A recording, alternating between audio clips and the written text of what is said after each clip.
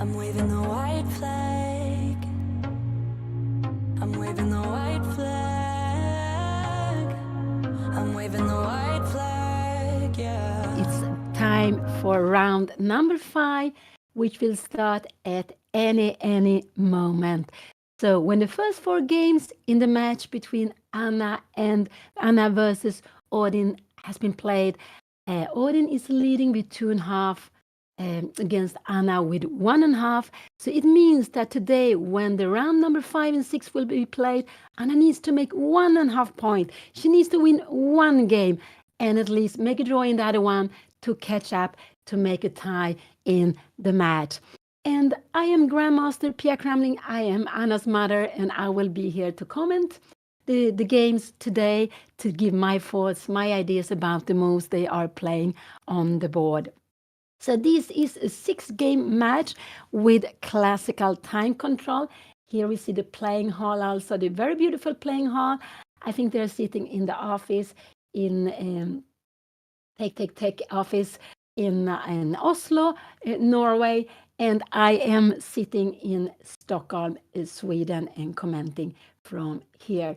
And we see Odin has this very beautiful vest. I really love it, with some chess pieces on it.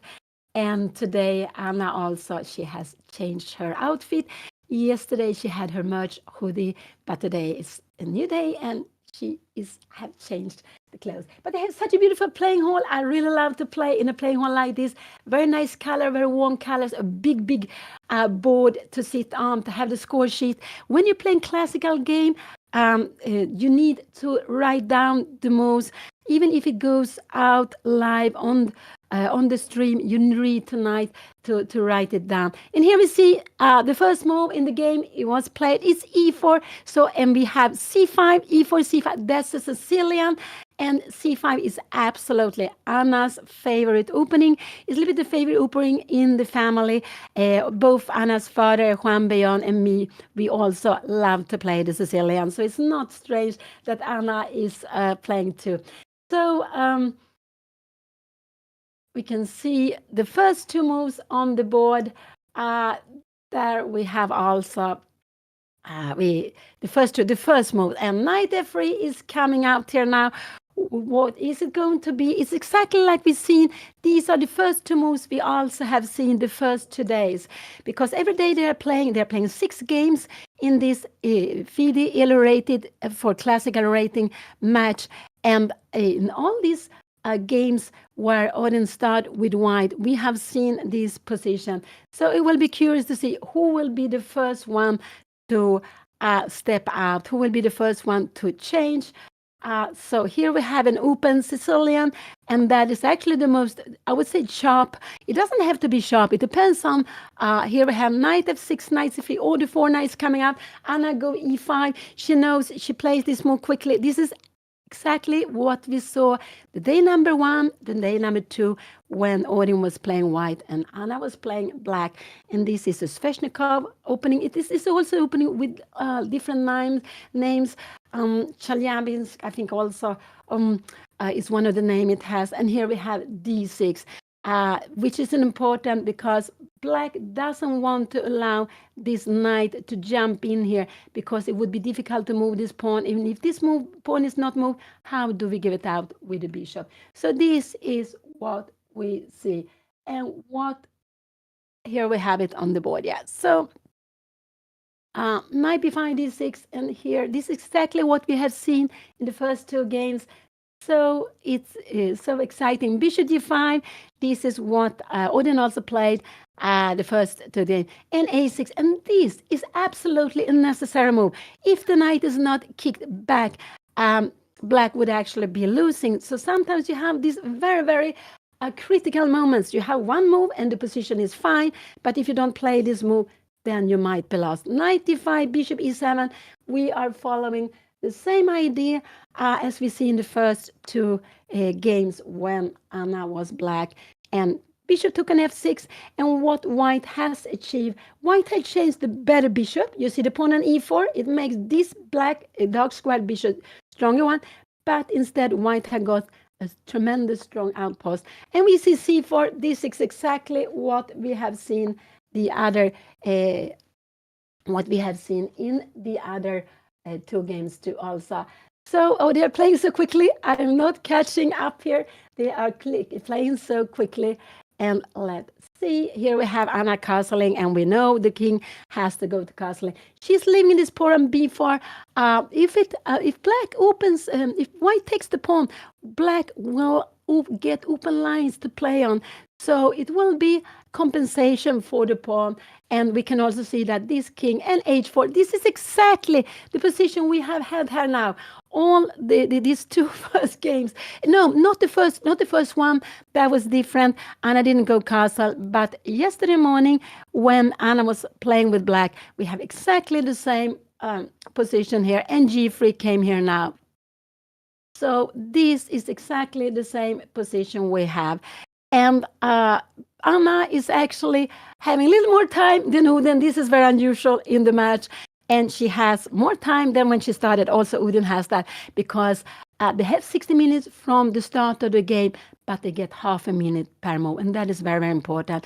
And for having a match or anything rated for classical, you really need to play. You really need to have this time control at least 1 hour, 1 hour each for the players and 30 seconds. So this is all what we have seen, the first move.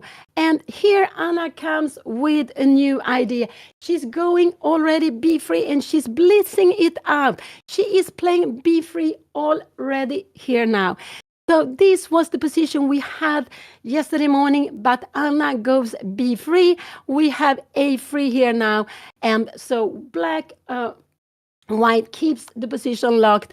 And we have a check here on queen with the queen. So this was the idea, going b3 very early to give this check here on a5 before white is going to castle long. We have seen that this is something white has been doing all the time. White has all the time going castling alongside and then played f4, trying to get in f5, g5, trying to squeeze on the king side, or if not squeezing, open up the position on the king side.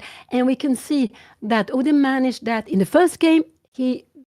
When Anna didn't open up lines, he just crashed through on the king side. We could also see that he managed that yesterday morning in the end game, but then he actually let Anna slip out of the grip. He even had a mate in free. He had also another way to win, and after that he could make a perpetual, but he wanted to keep on going.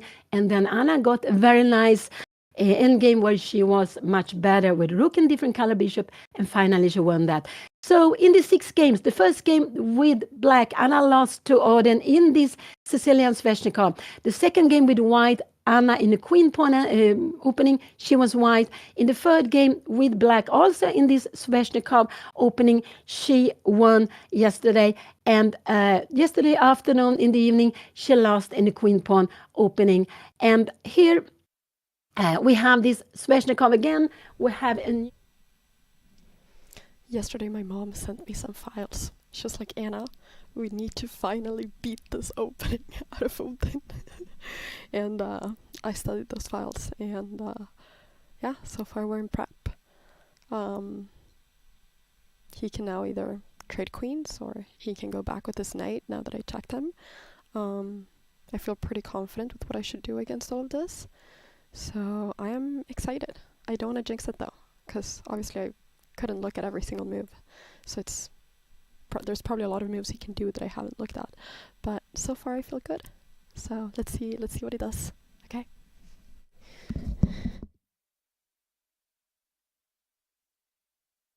And you could hear Anna's thoughts about these first moves because she's having 5 more minutes than her opponent. She's up to 1 hour and 7 minutes. And that is, I just hope that Anna will be able to keep playing faster today, and then the other games she has got down to half minute, I believe, in every game, and that is, yes, very, very tough. But it's also because 1 hour is not a long time for a classical game. It's just quite a short time, and it's absolutely the minimum time you can have for being rating for a classical game. And also, he played Queen C3 was played here now. That was so he is actually going for an endgame with Queen C3 here now. So Anna, what can she do? She can change. She can also go Bishop D8 if she wants to, just to keep it, to keep it. To keep the pressure here. So that is getting a very exciting position, I would say here now. What is her? That is absolutely getting a very exciting position already from the start. We see a trade of queens is possible here now. So Queen C3 was played, and it came very quickly. It came very, very quickly by ODIN, and he is absolutely a quick player. It came so quickly that Anna didn't have time to get back to the board, but she will be there at any moment.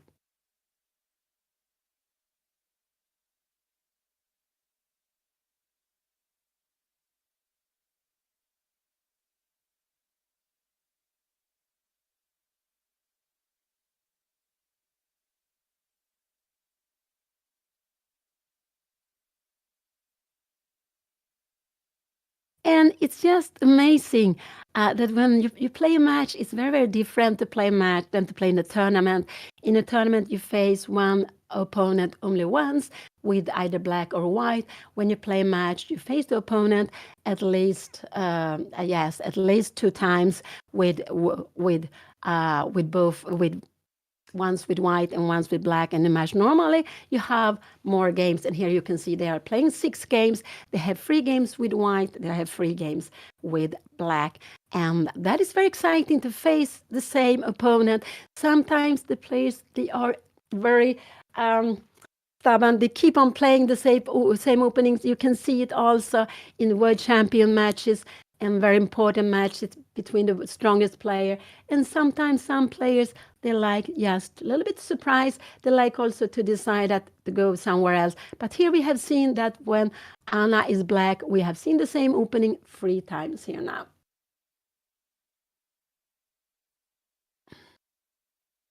And this is the first match Anna played, which is ELO rated, FIDE ELO rated. She played a junior match during Junior Chess Festival in Gibraltar 2019 against Alfie Onslow. I hope I pronounce his name right. But I was not officially rated. And that, I think, is the only experience Anna has of playing matches. And that is quite uncommon these days. In the old days, she took on C3 directly. This was absolutely fine to play. She could also have gone Bishop D8 if she wanted, but she decided to take. Her opponent will absolutely take back with the knight. I just want to show this is not possible because we will have a pass pawn. So this is absolutely a very logical way of playing. I would say here now that Bishop D8 is logical because we want to bring this bishop around here now. She can also go knight D4 if she wants to, but I would absolutely go here. I would absolutely go Bishop D8. But knight D4 is also a good move to be played if Anna would like to, although I would go Bishop D8 here now. She went knight D4, so it means that this is not possible because we are going to have a fork. I just want to show it. This would not be possible because we would win the game immediately with a fork here. I'm absolutely sure her opponent will go bishop long castling here just to avoid any nasty things. And then I like this idea to bring the bishop here to b6. This is how I would like to play this position. If you're going f4 here now, we can even go maybe g6 and wonder, can we bring this away here somewhere? Maybe this would be not the best way. Maybe just to go something like g6 here now. Let's see, but I would actually go, I'm quite sure we will see a long castling here on the board, and I think he already played it. We have long castling here. So he have the same position. with both white. And here is actually, with the no queens on board, this is a good move, but this is difficult to do. And if you go f4, I just wonder, can we play like this? This is maybe not so good, because after f4, we have this move. And this would actually, because this would actually make it, it's absolutely fine to play this position. It's absolutely fine. And to play a position like this, here it just opened up. And to play, we will go rook f8. We will actually put this knight here on c5. This is absolutely fine to play. Also, a little bit careful with the c pawn. Let's see. So here we have the position. And so h5, g6 is actually also fine to play. Now there is no problem actually to play a move like h5. I wonder, h5, can we go f4 here now and maybe go g6? If you go f5, we will take it. If you go bishop h3 here now, maybe we will go like this. And we are never scared of taking this, because we will get such a huge control here on the f line. So this is a good way of playing, but it's not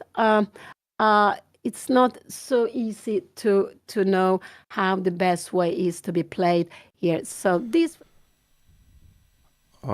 really, really interesting stuff from Anna. We're kind of playing the same opening again. She decided to go for a queen trade.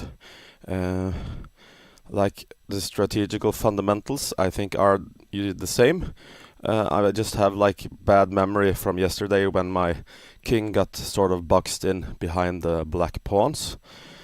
And so I'm really uncertain if I should go with my king in the corner or stay more in the center. Because now it's sort of a middle game, a mix between the middle game and the end game already. Difficult position. I think I have to play on the same plans with the knight d5 and f4. That's where I'm gonna play. And I think I have enough to cover the c4 square. And but it's interesting if she has some rook b8 and knight c2 at some stage, or some play like that. Okay, will be interesting to see. And the first place for this tournament, it is a von Doren watch, Grandmaster Mark II, which is a really, really nice watch, and I really want to just seal the deal and win now. So, and of course, we want you all to buy that watch. It's quite expensive, but it's almost at half price, so it's really a bargain. I just want to win now with white, and I will try my best to do that and just seal the deal.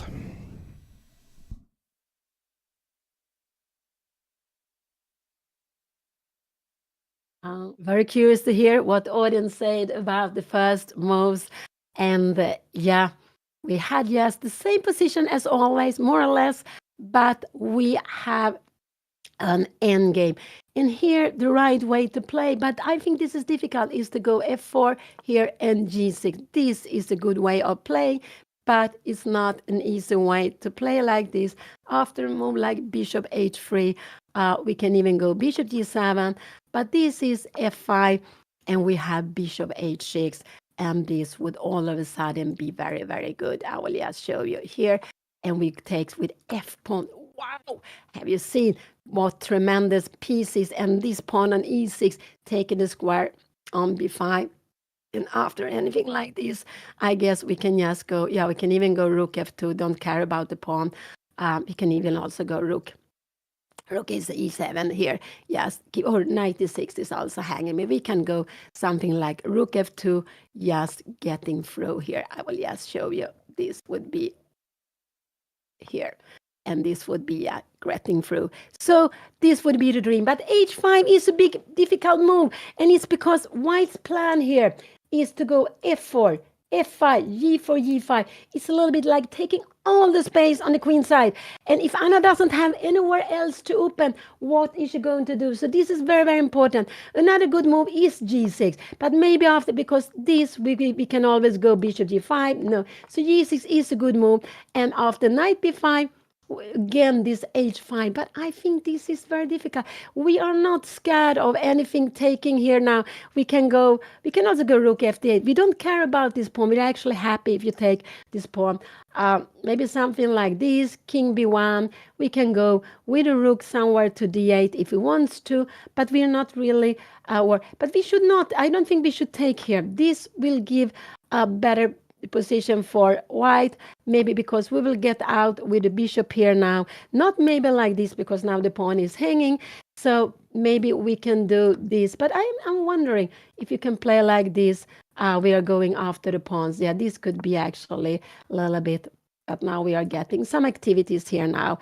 And we are actually getting some activities. I'm just trying to get down with my pieces. No, this would actually be wrong. We have to be careful with the c4 square.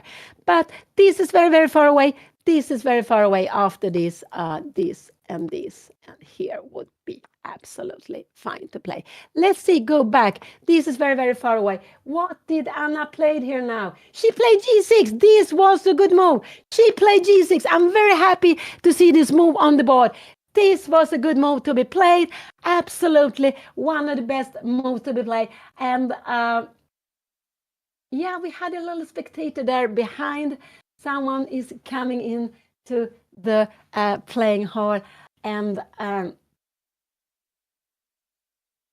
they will play the match. They will play all 6 games, whatever happened in this round number 5. So they will play the last game, which will start 2:30 p.m.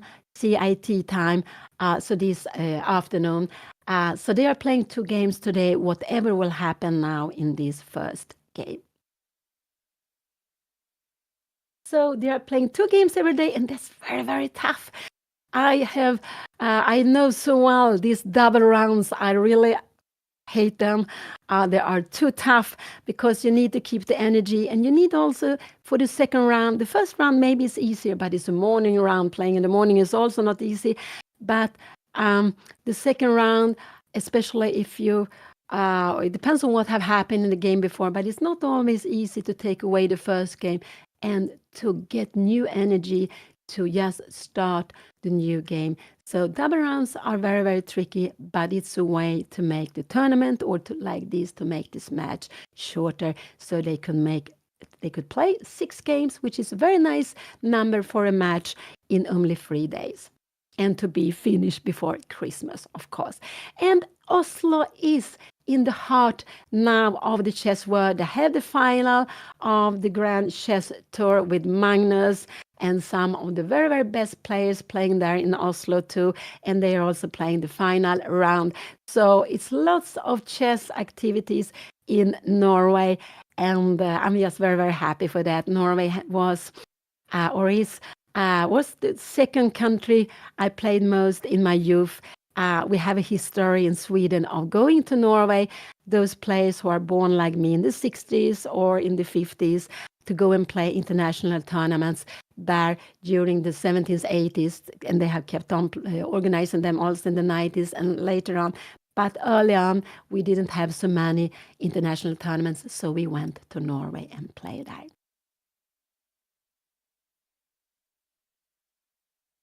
And I just think they decided to make a match that was exciting to see how it is when they play against each other. Also for both of them to experience a match. And as I said, this is the first time Anna play a FIDE-rated match in her life.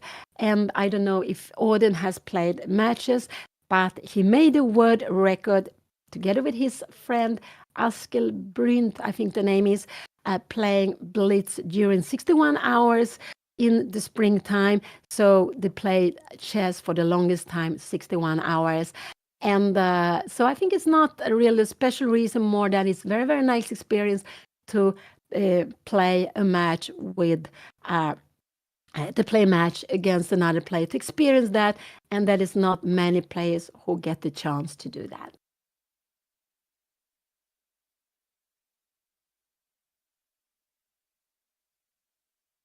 I played in lots of places in Norway, but I cannot remember that I played in Fagernes because I play lots of time in Ghosta. That's the place I went to most. I started going in the end of 70s, and then I played in the 80s and the last time in the 90s. It was Arnold Akram. He was a fantastic organizer, organizing the tournament. He was making the bulletin in the nights. And yeah, it was just very, very nice to go there. And lots of players, lots of Swedish players went to Ghosta. And actually, lots of Swedish players made their norms in Norway. And I made 2 of my iron norms in Norway in beginning of the 80s.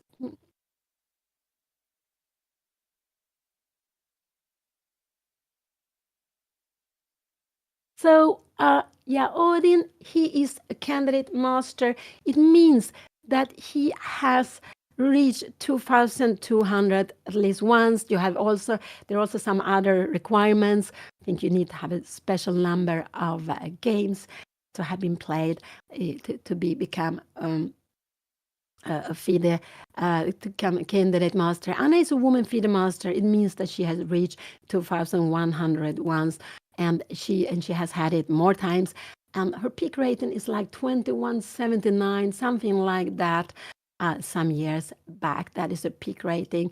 And I'm not sure about the audience peak rating, but it's, of course, more than 2,200. And now he goes knight to d5. I'm actually a little happy he goes with this knight. So he goes knight here now. Now maybe bishop g7 could be that he will go h5. This is a little bit getting hurt. So actually now here, this is better to put the bishop here on d8. And but this is maybe not so easy to go. And after a5, we can go f5. So but I expect Anna here to play the bishop here now. And now h5 could be annoying. Can we go f5 now here? And we will have a position like this. We go rook 8, d8, and this could actually start becoming good for her opponent, because in the end we have c5 here. So this is a little bit scary. This is a little bit scary, and I think Anna will go. So knight d5 was a good move. The best is, actually, she can go king g7, but I don't think so. King g7, because we will have h5 coming, and it's a little bit annoying. No, I don't think she will go king g7. So, but bishop g6 was a good move, but I think knight d5 is a good move also. And it's very much Odin to play like that. He likes to go for initiative. So if Anna goes king g7, he will absolutely go h5.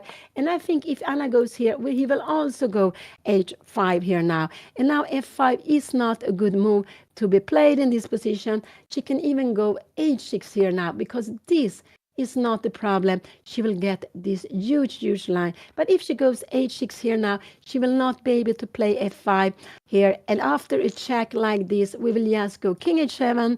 I think so. Just to defend it, we have the knight to d5 here now. And no, the knight to d5. No, these knights, what are they doing? They are just getting not so well placed here now.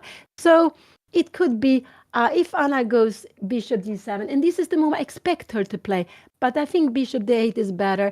After h5, can we now go f5? We can do that, because in a position like this, here we go here. There is really, yeah, you can go up here, but doesn't matter. We can even go king g7. I think we can even go if we want to, or we can even make a move like taking on d5. But even queen g7, we don't go bishop d5. There is a check coming. I just want to show you this would blunder a piece. But king g7, and if you try to make anything like this between, we just grab the rook. And we could also have taking back, but this is the strongest. So bishop d8 is the move I really would like Anna to play, to go f5. But she took on d5. I'm not so happy with giving away the bishop so quickly. I'm not so happy about giving away the bishop so quickly here now. He will absolutely take back with the knight. He will absolutely take back with the knight. If he takes back like this, Anna can make a check. No, he will not. He will absolutely take back with the knight. But I don't want to give the bishop so quickly that Anna did. But she was annoyed by the knight. I don't really know why she decided to go for this. this. But a little bit asking what they're going to do. He needs absolutely to take back with anything like this. I think actually we can go even, we go rook c8. No, this is not possible. He will absolutely take with the knight. This is clear to have it. We will have this position. And now bishop a. This one we have again h5. And this is a little bit, maybe Anna wants to play here and king g7. We can absolutely play this f4 and can we go some f5 here now? This is maybe, I don't know if we can start getting some c5. No, c5 is not good. We have the king on a black square. This is absolutely possible to be played. So she was feeling too many knights here, too many. So she decided she wanted to take on d5. This is absolutely possible. But I love this white square bishop. I love the bishop pair, so I would have preferred to keep the two bishops a little bit longer. There are lots of pieces left, so it's not long. All right. Yeah. I don't think it's easy to win this position with white, and I've been thinking about like the match situation. A draw would actually be a good result for me, because then Anna's in a must-win situation with the white pieces in the last game to tie the match, and yeah, that's never easy. So. I think I have to play a bit more careful than I want to, actually. And there's some, like she played g6 again, trying to keep the bishop on that diagonal, so that if I open with f4, the bishop becomes really good. So, and if I don't break with f4, I have to find something else to do. Equality, but I also wanted to show and to bring in the bishop here. This is, let's go back here now.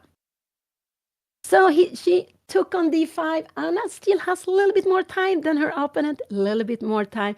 So he's considering taking with the c-pawn or taking with the knight, and that will be exciting. No, he was up. I didn't realize that's why he hasn't played.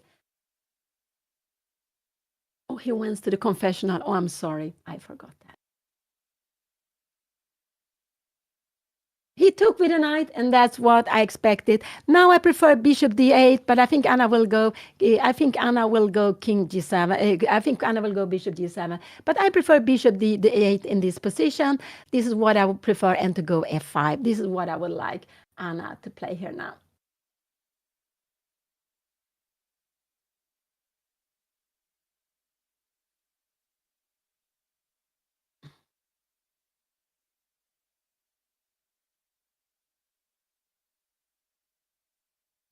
So we have seen the same Sicilian with these 3 games where Anna is playing black, the Sveshnikov. It actually has different names, and that is one of the name named after Yevgeny Sveshnikov, who actually passed away not so some few years ago. I think it was 1 or 2 years ago, some few years back. A very creative player, lots of different ideas in the opening, and so we've seen the same line. And now 95 is coming. There is a big threat taking the bishop that would end the game. So Anna is not allowed to leave the bishop there. Either she has to defend it with king g7, but I don't think so, because after king g7 we'll have h5 coming, and she will need to go h6. And so I expect Anna to move it away. Will she go with the bishop to d8 or g7? So this is one move, or this is the other move. One of these 2 moves I think we will see. I would prefer bishop d8, because we will have more space. We'll have this space after h5. Maybe we can go f5 here now. I'm wondering if we can do this. Take here now. How is this going to be? G takes. Can you go something like rook h6 here now? No, you cannot do that. I'm too quickly. You see some black square, and we have a check. We will pick it up. So this could absolutely be played. So after a move like bishop d8, if you go h5, we go f5, take. We should take with the pawn. And if you go king b1, we just play this little bit. I like king h5 here now, just to keep the king keep this away, and we can see something like this. But okay, the rooks are going to come here now. Maybe bishop a5. And if you do something like this, yeah, we will have time to change the one piece here now. Oh, you have check here now. This is actually not the right way of playing. This is not the right way of playing. So maybe in a position maybe this is not so easy to be played a position like this actually. Because of rook h5, but we can change one rook maybe. Maybe we can do like this, rook h5 and, sorry, rook h5 here now. And playing like this here. And now probably we should keep the king on a white square, because after a move like this, we have bishop d8 and we would pick up a piece. This is very, very far away. This is very far away. But again, we will see that with the different color bishops, there can be some tactical ideas. It can be, of course, with the same color of the bishops, but also with different color bishops. You have black has more control of the dark squares, and white has more control of the light squares.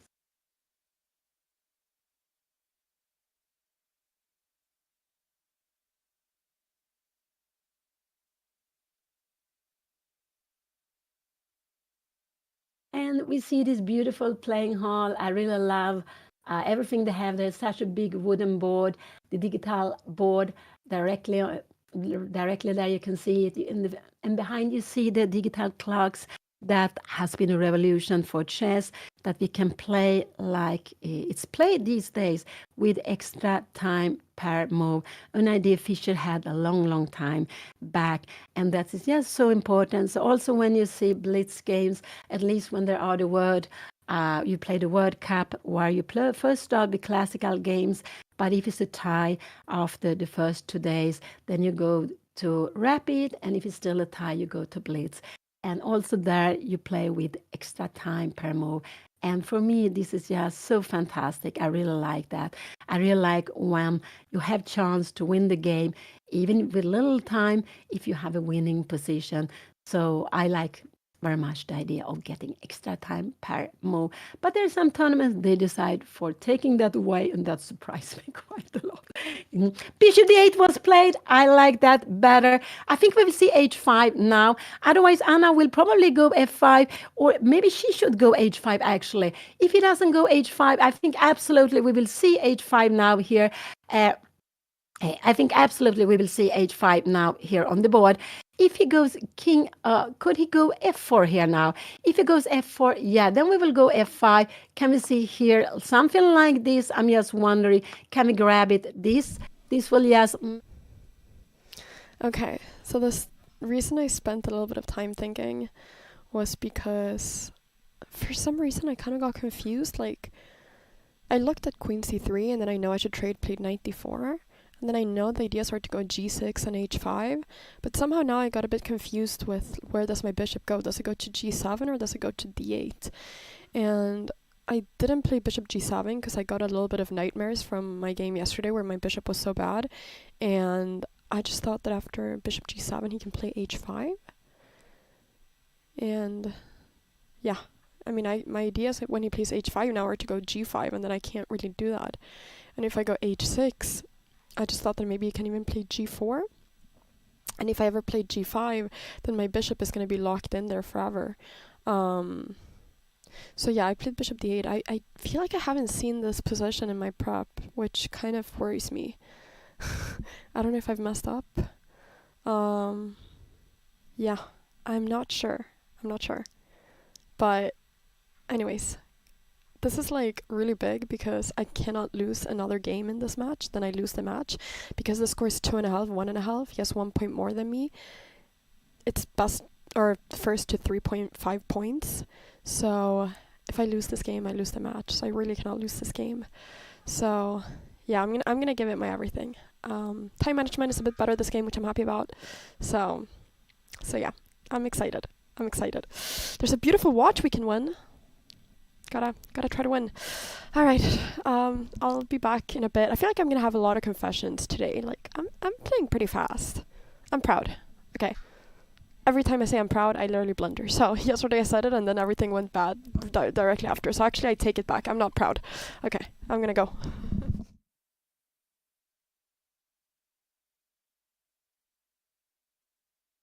So, um, I really love this confessional room you have where the players are telling them their ideas, what they think about the position.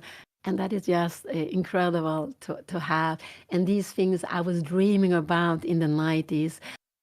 That you could follow a game live, you could see the players, but you can also get commentated, the games commentated, but not now. You don't only have commentated the games commentated, you also can even hear the players' own thoughts, and that is the absolutely the most valuable, I would say, of everything.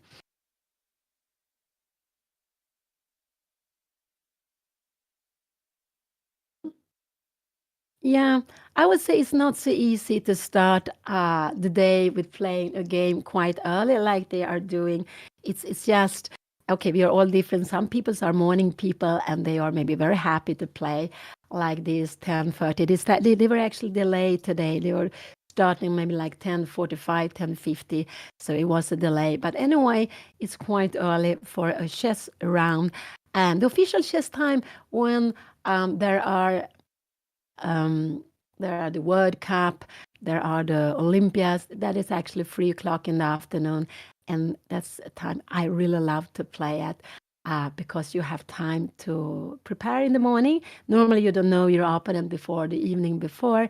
You have also time to maybe take a walk, time for a good lunch, and to have a rest before the game.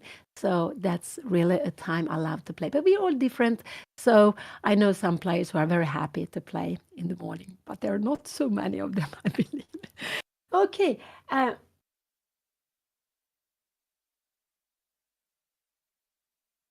So So they are playing in Oslo, Norway, the match. Also, Odin, he is a Norwegian player. He is candidate master. He's also rated like 121 points higher than Anna.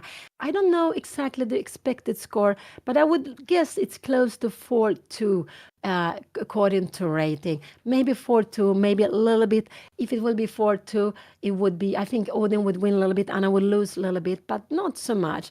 So I think more or less 4-2 is the expected score according to rating, but I'm not sure. I have not checked that.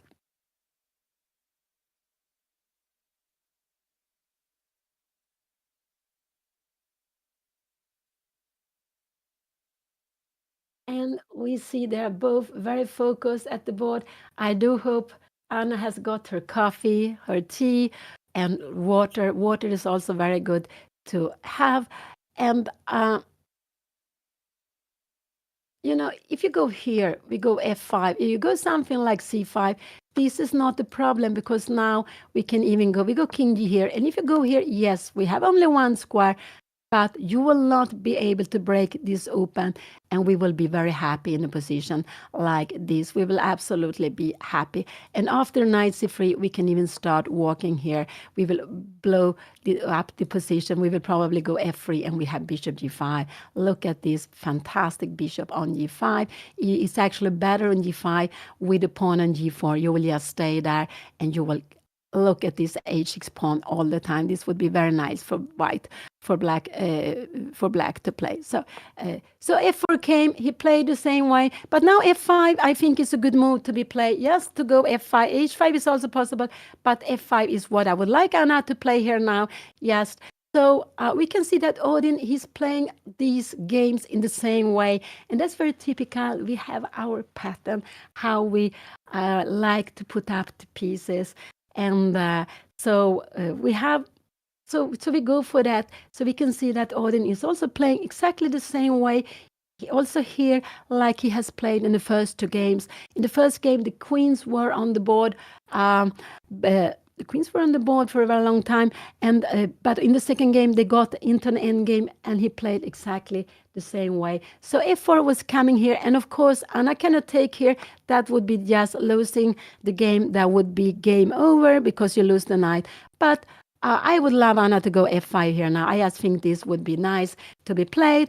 And if you take here now, this is absolutely the best way to take here. How are we going to defend this? I'm not really sure. If you go rook g1, maybe we can go, you take here. If you take with a knight, yeah, we will bringing in the bishop. Wow, this bishop is coming in. No, you don't want to do that. And if you go rook d3, yeah, we will go e4. Where are you going with the rook? We will start kicking here. You have to go knight b4, and maybe we will just go bishop b6, planning to go bishop d4. This is just getting very, very good for Anna here now. If you go something like this, knight d3 could be played, and we see these pawns are getting lows. This is also getting lows. So f5, I do hope Anna will play f5 here. It's the most active move to be played, and I really would like Anna to play that. We can see that this is not a threat because she will just take back and she will keep this knight on d4. The only way to take away the knight is with the other knight or to give an exchange on d4. But that is not enough yet. So let's see what idea Anna has. But f5 is the move I really would love her to play. And I do hope she will play that she is in a mood of playing actively, because she needs to play the position actively here also. Her opponent is playing bishop h3 and f5. This is his plan. So she played f5. This was a good move. She needs to have activity. And that was what Anna was lacking in the first game. She never got any kind of activity. And then we could see how ODIN, he got in control and he didn't give her any chances. But here now, Anna go f5. She wants to open up for this rook. We see that when the lines, if these pawns came off, this rook would be so much active. And if he takes on f5, Anna should take back with the knight, threaten the pawn, and we could just see, I just want to show, if you go some g4 here now, we have this coming here, and we have, we can even take on f1. I was just wondering, can we not take like this? If you take here now, yes, we have this and here, and we would just grab another pawn. Oh, look at this. And if you go somewhere like this, we are getting so much activity. We're very happy to play this. Now c4 is also hanging. Play this different color bishop, ending with rooks on the board. So let's go back. So what will he play? f5 was a very good move, very, very active move. And how will he play here? I think he will go bishop d3. Could this be a possibility here now? But then Anna have this. It's not a good move, check. And she has a fork. That would absolutely be winning here now. And we could take, maybe here, maybe we can make something else. Oh, there's a rook hanging here now. What is coming here now? You have this move, but it's still is good for Anna. Maybe bishop f6, bringing the bishop to the good diagonal. This is very, very far away, but this would be very nice for Anna. So opening up in the center looks like it's benefiting Anna here now. And maybe because this rook is ready, this is also ready. This bishop might come out maybe to b6 if we can lure the knight away. So what will he play? Yeah, that's very, very exciting. What will he play if he takes here? Anna, he threatened the knight. Anna needs to take back. That's the only move.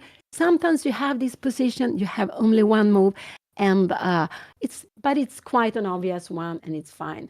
So f5 was a very, very good move played by Anna.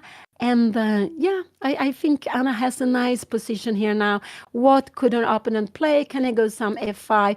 We will just come here. You take here. We will just take this back. And we are not planning to take on f4. But what are you going to do? Maybe king b1, because if you go here, we have the check. And we will grab a pawn here. No, it's not possible. You need to play something slowly here now. And what can we do? Maybe we can go king e2 move here, bishop e2, and maybe we just start putting pressure here, because after this, we will just go rook takes c4. And in the end, we see that all of Anna's pieces are active. This is not active, but it defends everything. And now when you grab the pawn, this knight will not. Now maybe we start maybe. No, not clear. No, we don't start planning this because knight f4, but it's absolutely fine here for Anna. Let's go back. So f5 was played. That was a very good move. Very happy to see that on board. So this is the game number 4 in the match between Anna versus Odin, and it's classical game, 60 minutes for the game plus 30 seconds or more.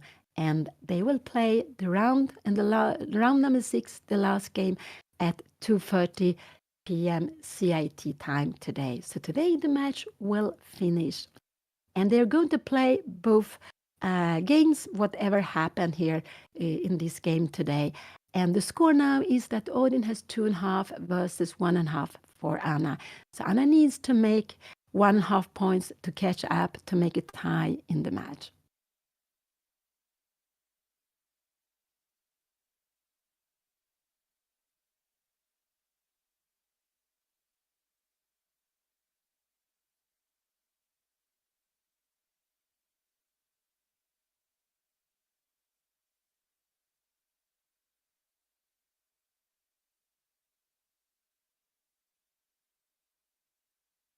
And, we see that Anna is having more time.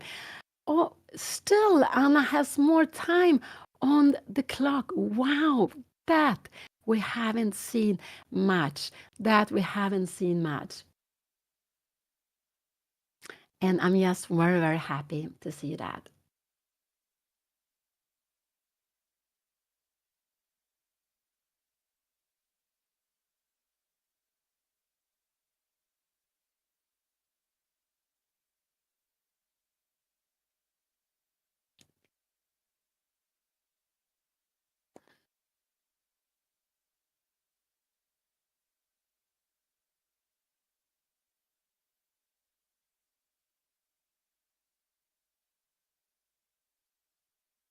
Yeah, this is a FIDE rated match. It's rated for classical rating, and we can see that Odin's classical rating is 2164. Anna's classical rating is 2043. So this is the first ever rated match Anna is playing. And also with rating, you can have rating for FIDE rating.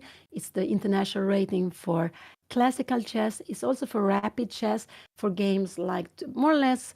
I think it's up to 45. Yeah, it's less than 1 hour, or it could be 1 hour, but only like 10 seconds or more. Then it's also rapid, I believe.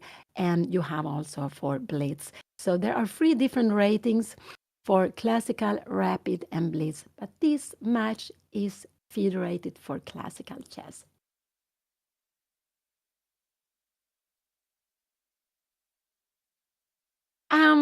If it's solid, the position, no, it's not completely solid because we have a lot of tension here in the center.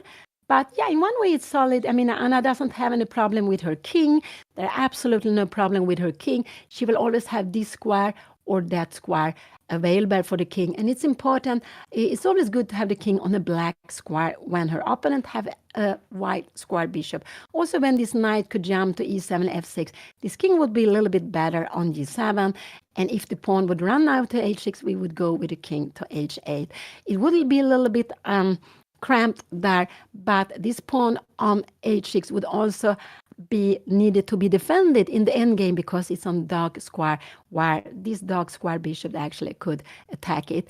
So yeah, it's the position is solid in that sense that there is no problems for Anna's king, and we can see that there is no problem for the white king either. But Anna has these pawns which make the white king more cramped. It doesn't have so much space. These pawns are good when you have pieces to attack with. If you could get a rook to the second rank here to the 7th rank, that would be amazing because this king is trapped here. But we have to be a little bit careful that when there is a bishop on light squares, that it will not in the endgame go and start taking these pawns. This is what we have to be careful with, that we always are, is the Babel, that we always can attack, can defend a4, and we can also in the endgame that this king actually could go out here to attack the pawn on a4 if there are not any piece to stop the king from coming out.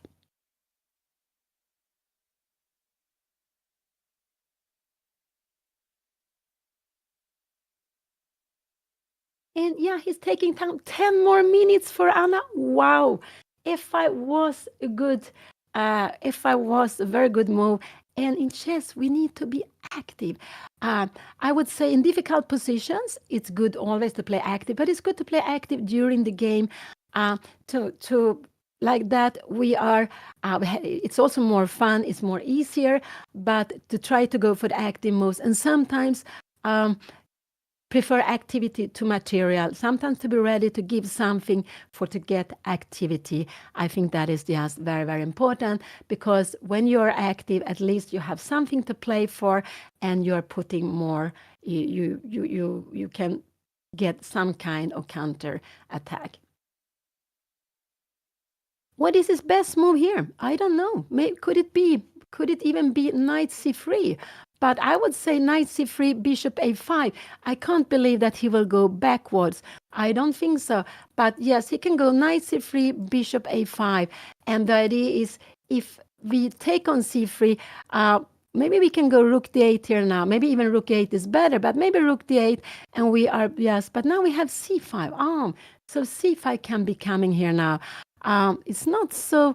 this is probably his best plan of playing the position, and the idea is to go knight c3 here now. Maybe he can go h5, but we go here now, and can we now... But taking here, I think this would actually help Anna's position. And now rook d2. This could be something for him to play here now. This could be a little bit scary if he goes this way.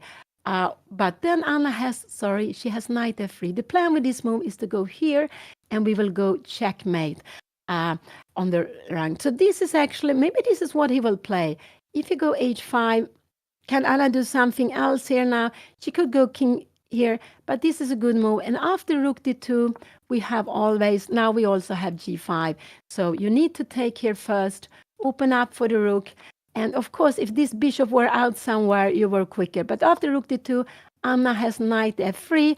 We have rook e2 and king g7. Maybe we can we start taking the pawn here now, and maybe now bishop a5 is a good way of playing. So what will happen? The idea is you cannot go here because we have the check. So this could be possible to be played. And now the rooks, you see these rooks are connected. So you can quickly go out here with a rook to go rook h8, so there's no problem. So if he plans goes h5, Anna has this beautiful knight f3, stopping the rook. So if he tries to go for mate, Anna has a way to stop it. So this was the way of trying to go for mate. I will show it just one more. Rook d2, threatening this, threatening mate in 2 moves. But after this move, planning rook h2, Anna, she can also defend in another way like this, but this would not be so good. This would be a little bit scary, I would say, running up here and bishop c4. It would actually be a little bit scary to play this. So, but knight f3 is a very good way of stopping it. Taking on f5, I like Anna to take back with a knight. I think now her opponent will get into problems here if you play this. He can go rook h3. Can we take on f4 maybe? If you take with a knight, we will absolutely... we have this. What is going to happen here now? We have a move like this, and we have maybe g5. No, we go rook c8. This poor pawn, we're just going to win the pawn. This king is still on c1. We will grab this pawn. So, okay. So for the first time in this match, I have a pretty big time advantage, which feels great. I'm like, what do I do with so much time? This is crazy. But I shouldn't say that because I'm going to need it. But yeah, no, I feel pretty good. I like my position. More than anything, I don't think my king can get checkmated here anymore. I can always go king h8, which is the idea of this, that I'll forever have that as a square that I can run to, either g7 or h8. So here, luckily, I don't think I'm getting checkmated. Yeah, I'm still having kind of nightmares from the checkmate that I had in a position similar like this, round 3. But so far, so good. I'm happy that I finally was able to play f5. He's been playing f5 every single game. It just looked really good. Did I calculate everything? No. I just know that there's a lot of ideas of going f5 here, and this just looks like a really good position to do it. I think I'm happy I played bishop d8. Yeah, because now there's no 97 checks or anything. Yeah, I'm also not sure if I should, instead of have played g6, if I should have gone for h5. I know that I can play h5 in that position, maybe rook b8 as well instead. But the reason I went for this was because I thought he was going to go f4, and then I wanted to reply with f5. So I hope my position is good right now. Yeah. I'm going to go to the bathroom now, and I'm going to kind of take in the fact that I have a bit more time, and then I'm going to go back to the board, and we're going to see what happens. But seeing ODIN think is honestly pretty satisfying now after all these games of him just playing instantly. Okay, bye!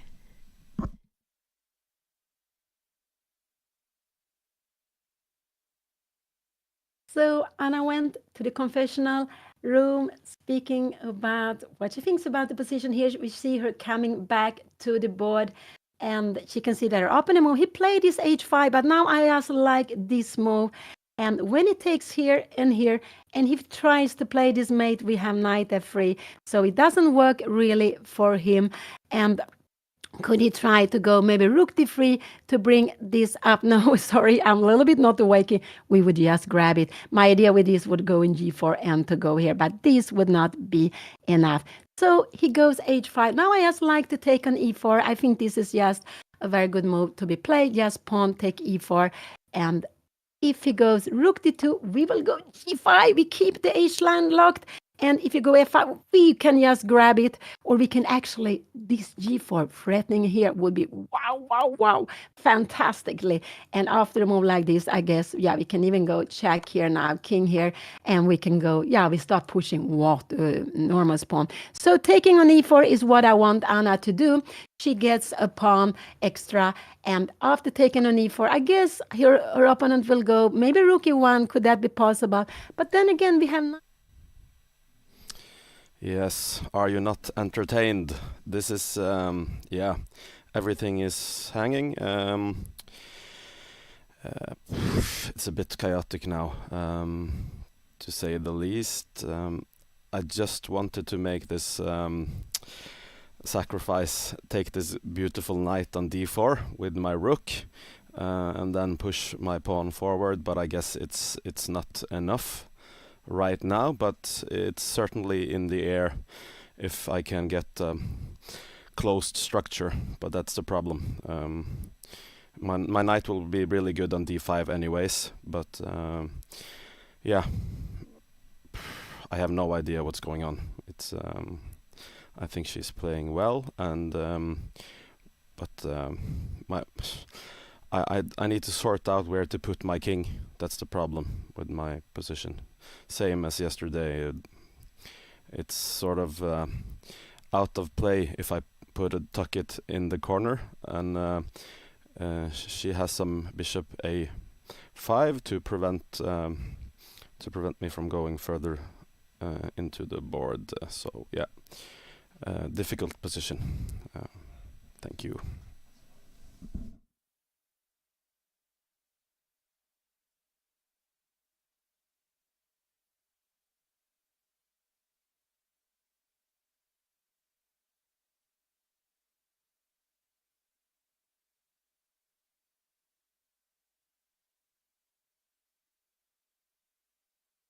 So I was just thinking, you heard Odin now, both of them have been there speaking about their thoughts, their ideas. And maybe Anna will go g5. It could be possible. If she's scared about the open g line, she remembered that there was a mate yesterday exactly on the, if she's scared about the open h line, she might remember yesterday that there was an open so this is actually a move I think Anna is considering, but just taking the pawn is absolutely fantastic because there's no good way for white to take this pawn back if Anna goes here. And if you go something like e4, yeah, we will start pushing this pawn, and it's just no, if you take here now, we will actually go e2, we will win a piece because you don't have time for this. We can take on f1. We can also play, we can actually play a mate here now. I just will show you the mate, and we will have a mate like this on the last rank. I will just go play it over. So let's go back. So I love to take on e4 because it will not be easy for her opponent to get this pawn back on e4. Not at all, because there are tricks against e3. So that's why I like her to take the pawn on e4. It's a very exciting moment. What will Anna go for here? And of course, when you're sitting at the board, there's so many possibilities. So I think this is absolutely one she's thinking of. I think actually this is another move she is thinking of. These are the two moves I can consider. Could she also go? No, this could actually be a move she could be thinking of also. But I don't like this move because of c5 take. Can we go take here now? What is going to happen? And we have we can take here. This is getting scary. So a bishop a5 is a move that could cause her problem. I do hope she doesn't play bishop a5. She actually take on e4 is a very, very good move, because this e-pawn will be very, very annoying for her opponent. I was showing a line like this. What did I show here now? I made g4, e4. If you go here, yeah, you can absolutely take like this. But I wanted to show that this will be just a piece more. And it's just no chance for white to play this. But of course, this is what you would have to play in a position like this. But with a piece more, there is no chance of saving the game. They are playing this match 3 days. So they started on Thursday. They played the first 2 games on Thursday. Then they play yesterday 2 games, and today they are playing 2 games also, the last 2 rounds, round number 5 and 6. And the score is 2.5, 1.5 for ODIN against Anna. So Anna lost the first game. It was a Sicilian. It was this Sveshnikov Sicilian, the first round. The second game was a draw. It was a pawn. It was a queen pawn opening. And the third game, it was also this Sicilian. But they always changed. And then Anna, in the end, she won the game, but there were lots of drama in that game. And fourth round yesterday afternoon, Anna lost in another pawn queen opening. But she had fine position. She had a nice position yesterday, but in the end it went wrong. And Odin played very nicely when he got the grip. He played nicely, but he also almost let Anna to escape to a rook endgame, which he won. It was winning, but it was close that Anna could escape with a draw yesterday. But in the end, no, it was, even though he had a mate before. So it was very much drama yesterday also in the game they played. So the score is 2.5, 1.5 for Odin. And we have these 2 last games to be played today. And whatever happened in this first game, Anna they are going to play the last game also.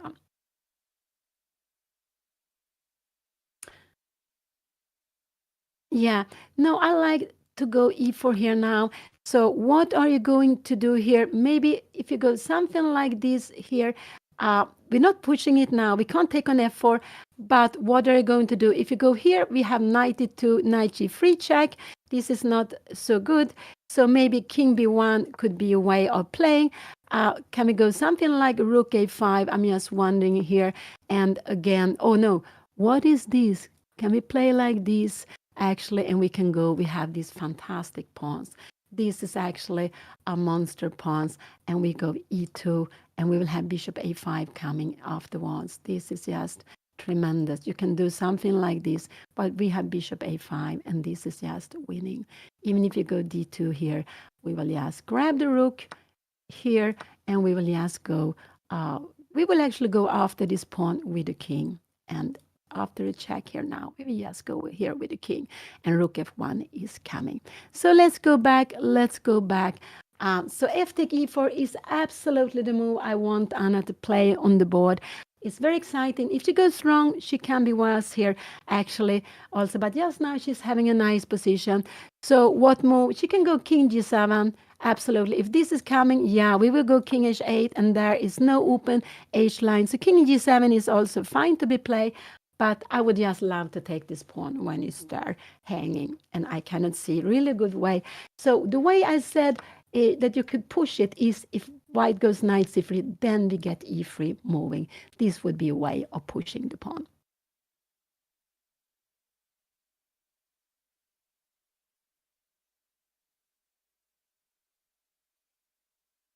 Oh, so see, here we have and we can see how Anna is fully focused on the bond. She is fully focused. I do hope she is awakened also. It's a morning round. Anna, like me, she's not very happy playing in the morning, not at all.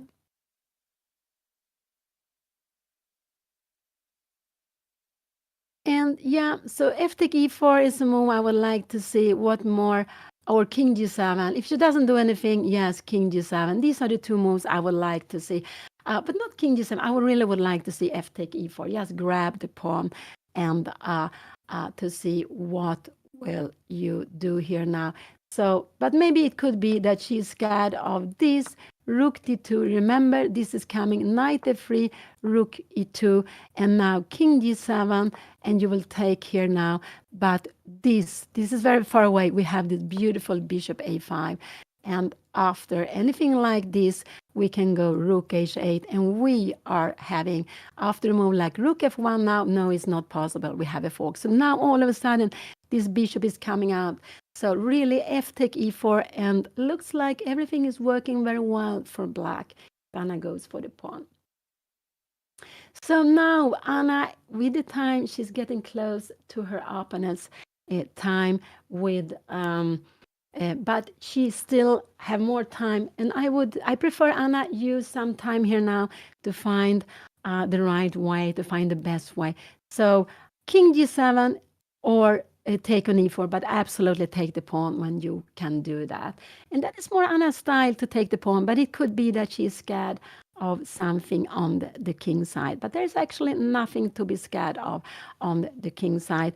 What could it be? Could it be that she, Anna, like this, could she be scared of a move like this? No, we would just grab it. I want to see queen h6 here now, and we will go just knight f5. We're kicking it here, and king f7, and for this rook, you will have a piece up. And the idea was, I just wanted to show you what was my crazy idea with taking here, take, bishop d3, take here and here. The idea was that after king g7, rook h1, but there is still not the problem, because we can go king f7 and we can run away. So it's still absolutely a piece more without the problem. So I prefer Anna is taking a lot of thoughts here now that she's spending time. She played this very beautiful f5. Will she continue the right way? So I don't mind if Anna's getting less time, just hoping she find the best move, the move which will put lots of pressure on her opponent.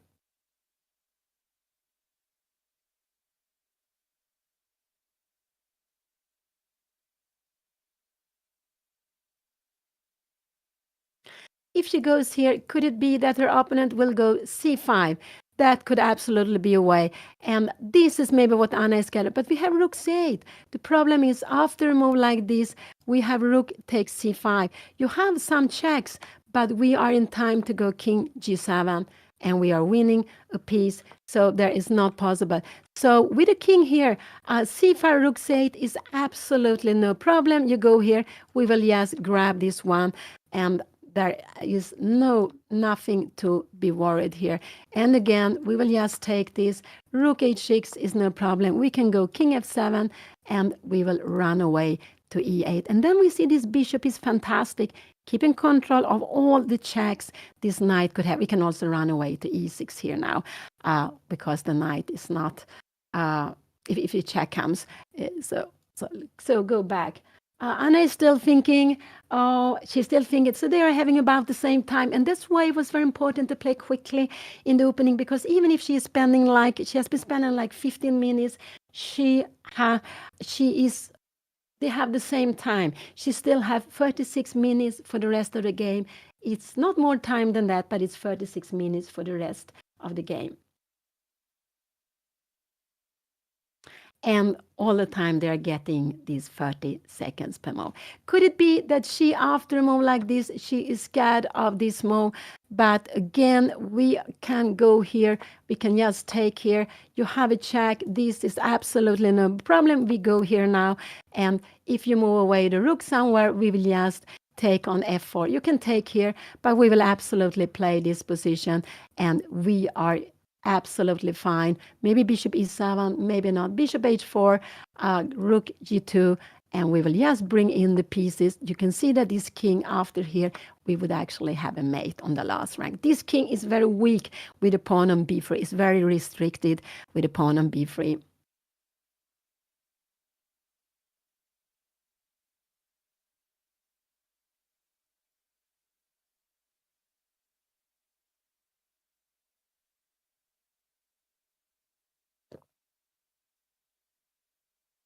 Yeah, king g7 is a good move also.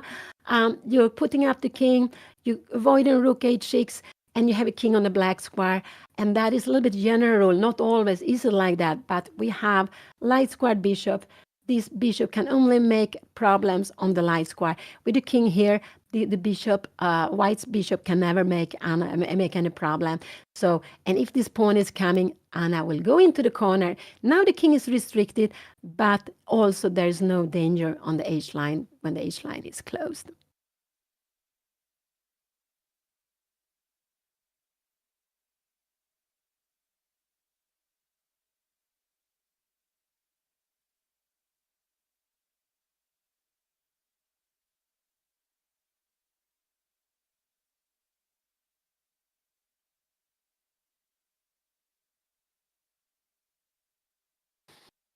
So exciting to see what Anna will play. So exciting. And this is one of these critical moments where you need to think. And Anna has been doing that. And but this is absolutely very good. I'm very happy she's taking her time here now.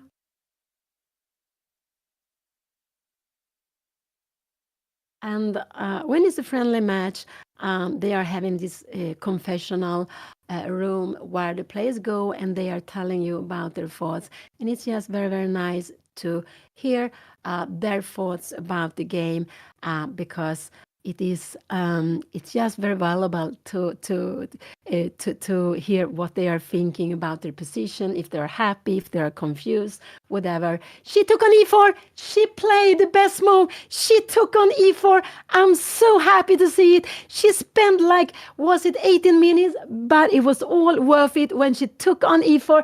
This is the move that is putting most pressure on her opponent. She grabbed a pawn, and normally Anna likes to grab pawns, so I'm not surprised she did it. But she wanted to check that there is no danger, at all taking the pawn. And I can't see any danger for her. Instead, I see that this pawn could be it could be as... Okay, I spent a lot of time calculating. I'm entering a really scary position because there are risks that I get checkmated the same way I could have gone checkmated game number 3. And I know it, and my initial reaction was to play g5 now instead of taking the pawn, especially because Odin thought for so long and actually calculated and then play this. I don't know if I just did a huge blunder, but I believe in this. I think I'm surviving. I've been calculating and I can't see... Like, I cannot find why this is so good for Odin. I cannot figure it out. So I thought there's two things I can do. Either I can just believe that I can't take the pawn, even if I don't see why, and do something else, or I can go for what I think, which is that I can take the pawn. Might be wrong, but I think that I should go for what I think is right. So, yeah. If I get checkmated, like I could have gone day 3, like I will literally never play this opening again. I would literally retire from this opening here and now. I cannot get checkmated in that way. Also, when I made the move, like, Odin looked at me like, really? And I was like, what am I missing? Okay, yeah, I'm gonna go back. Mom, hope you're doing great. Chat, hope you're doing great. Everybody watching, thank you for watching. I'm gonna continue.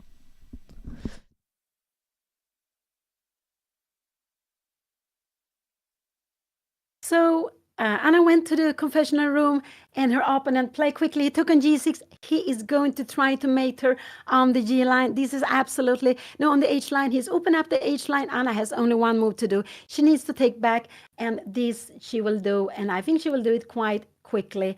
And we'll do it quite quickly. No, I cannot hear Anna. I don't know what she told you. But she gave you some insights of her thoughts of the position. She will absolutely take back, and we saw it quite quickly. That was the only move she can do. She can't give away that pawn. It's a valuable pawn, keeping control, and it's also a little bit putting the king much safer. Now, only king g6 would be fine. And remember, rook d2, Anna has knight f3. She has knight f3. So what could we see here? c5 is absolutely no problem. We have seen this. Could c5 be a problem? Can we go rook c8 here now? Bishop c4, and we go here now, and we can see knight f6. This is not a problem. It's not a mate. Looks a little bit like this is the Arabian mate theme, but we will just grab here, and if you're going here with check, we can actually just grab it with the king. This would be good. We can actually also grab it like this, because when you give it check here now, we have knight f3, keeping everything under control. So go back. So this was very good, and her opponent played, what did he play here now? He played rook e1, and now I like knight f5. So this is what he played, rook e1. Anna can also, what more can she play? But knight f5 is a good move to be played, because after knight f5, how are we going to defend the pawn? She's planning a fork here. If you go g4, oh, this would make everything worse. We would just go grabbing here. We have seen this. This would be absolutely terrible. We have all this. Look, king on the black square. I just want to show you. And there, rook hanging, king is check. This would be the end of the game. So I would just like to see knight f5. The idea with knight f5 is that you cannot take the pawn because we have knight to g3. And you cannot try this move to go here and mate, because again, we have a knight to g3. So knight f5 is a fantastic good move here now.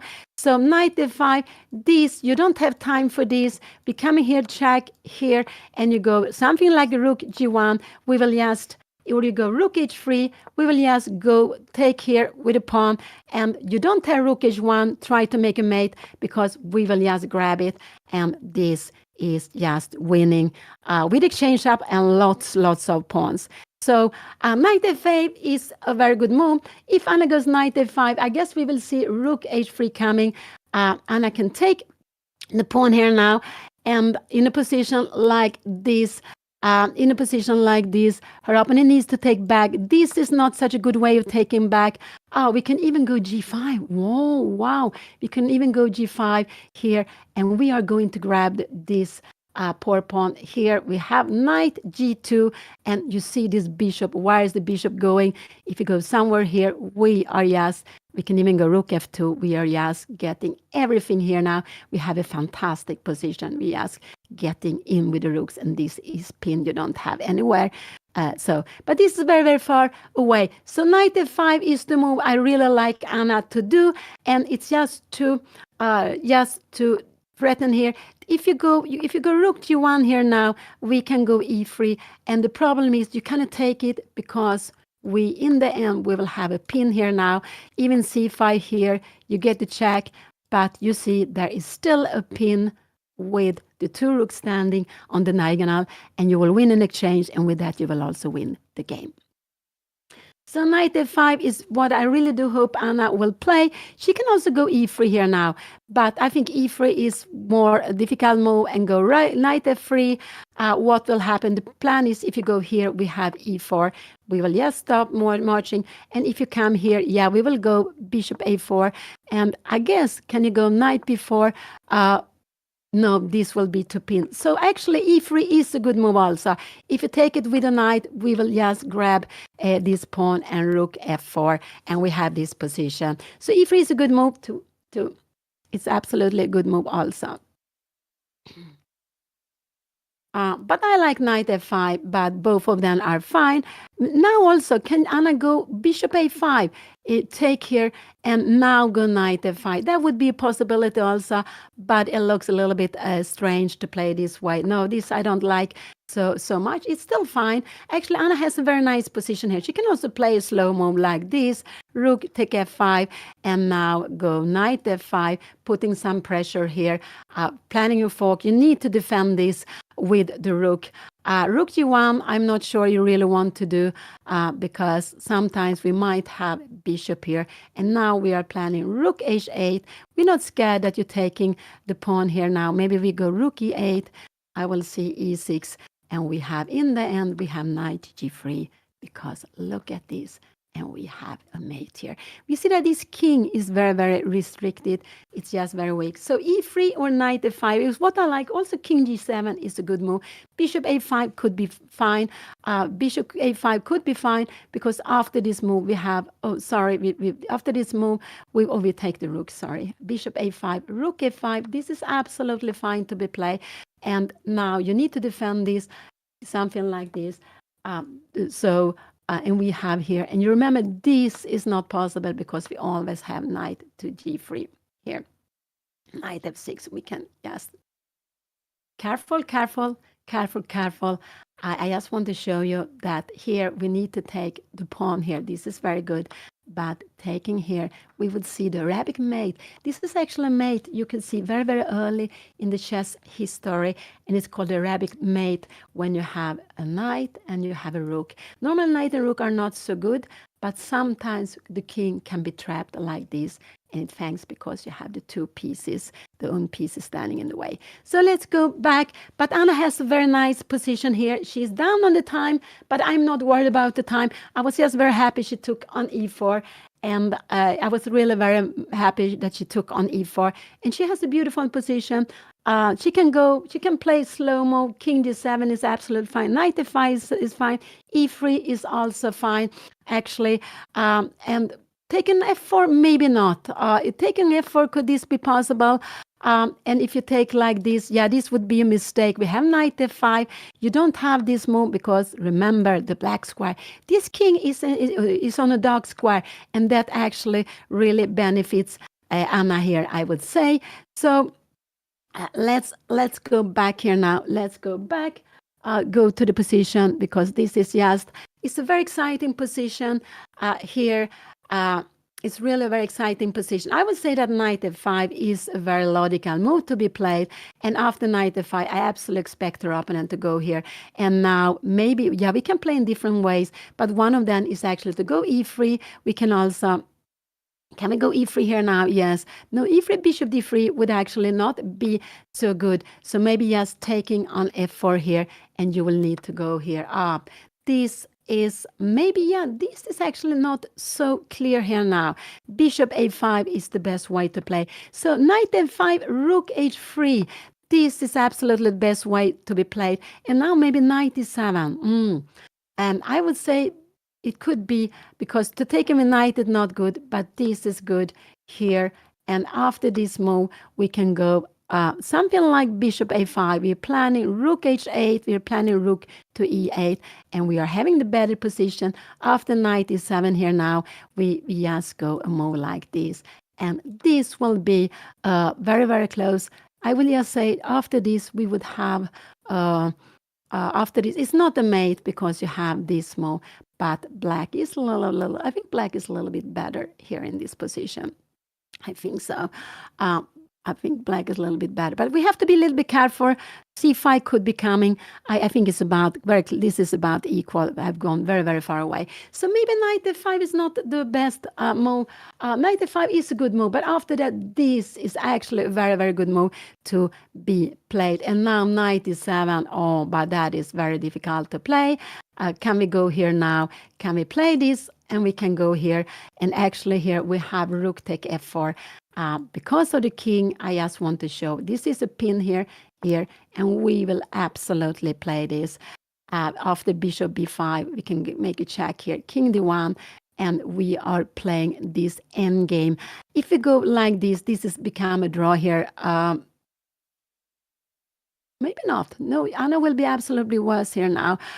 So we shouldn't do all this, but we will go g5 here and coming here. And like this, we will start just playing with the pawn.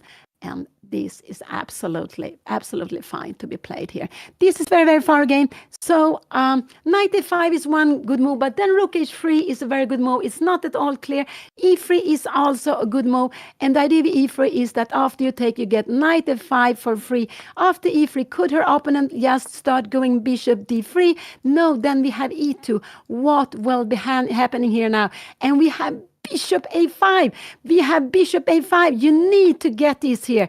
But here we are just very, very happy. We can just grab the pawn and we are just very, very happy in a position like this. You try to get some tricks here. We will just, we can go and take everything, but we can also just play a little move like king d7. No, this is not so good. We should just grab here now and go like this.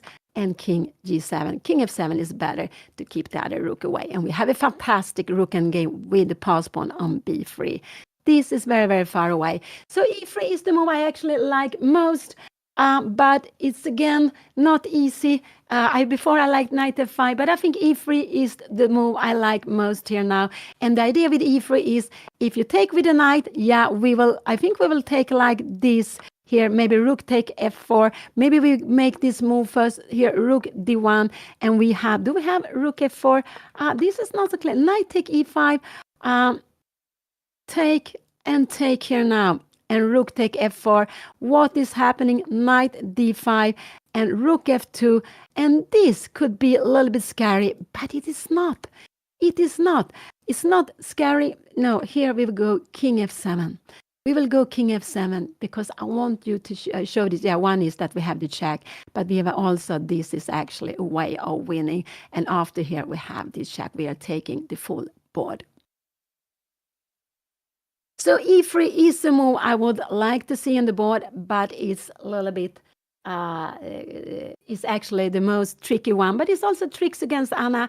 So e3, I guess we will see knight f5. Knight f5 looks like a natural move, but it's not easy. I would say it's not easy to play. King g7 is also absolutely fine to be played.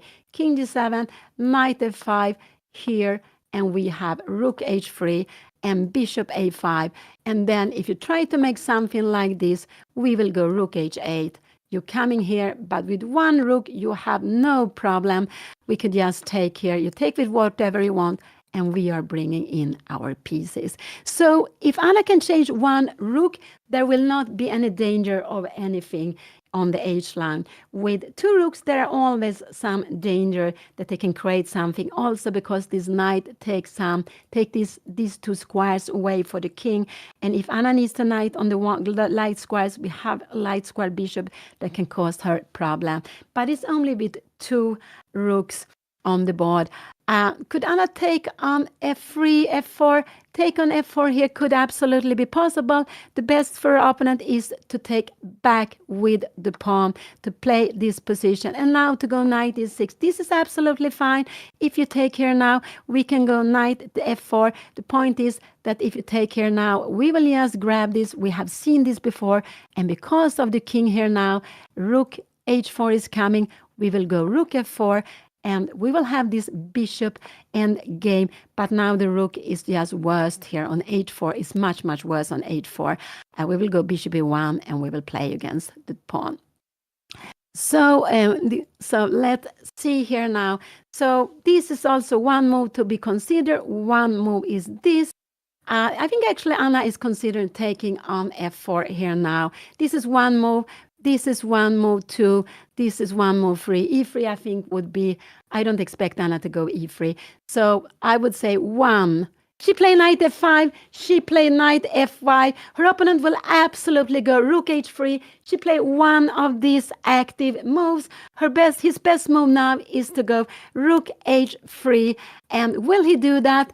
I think absolutely he will do that. He doesn't dare to have the rook on G line, and he also wants to keep rook H3 will absolutely be coming here now, because after rook H3 he is planning this plan to go. Can Anna take here? Do we have time to go something like this? No, we have this.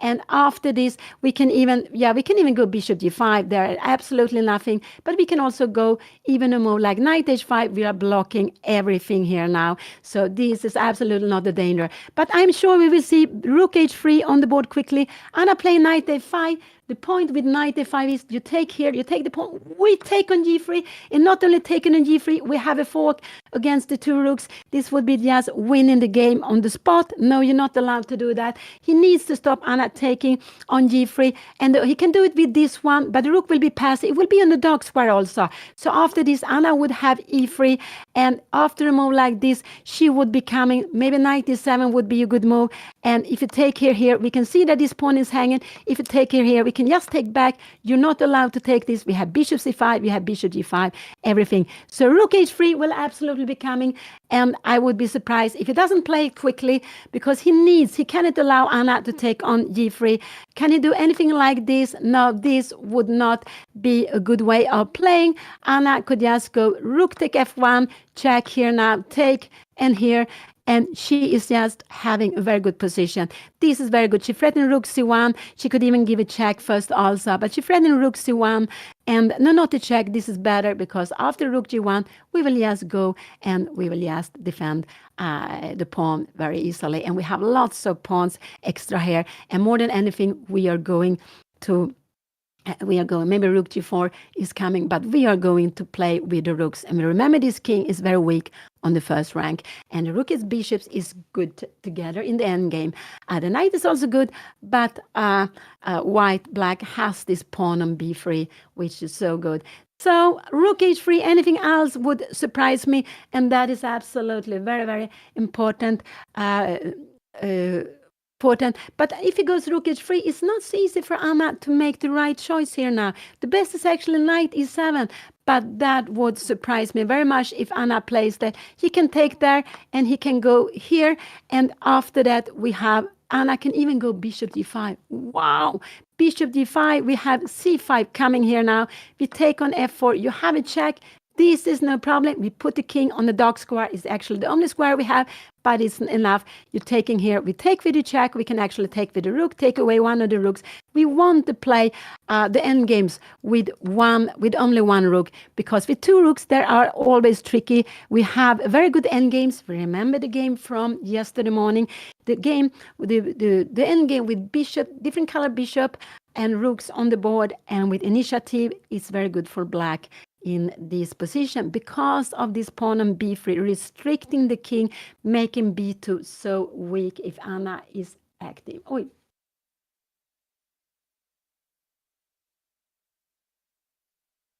Rook h3 came here now.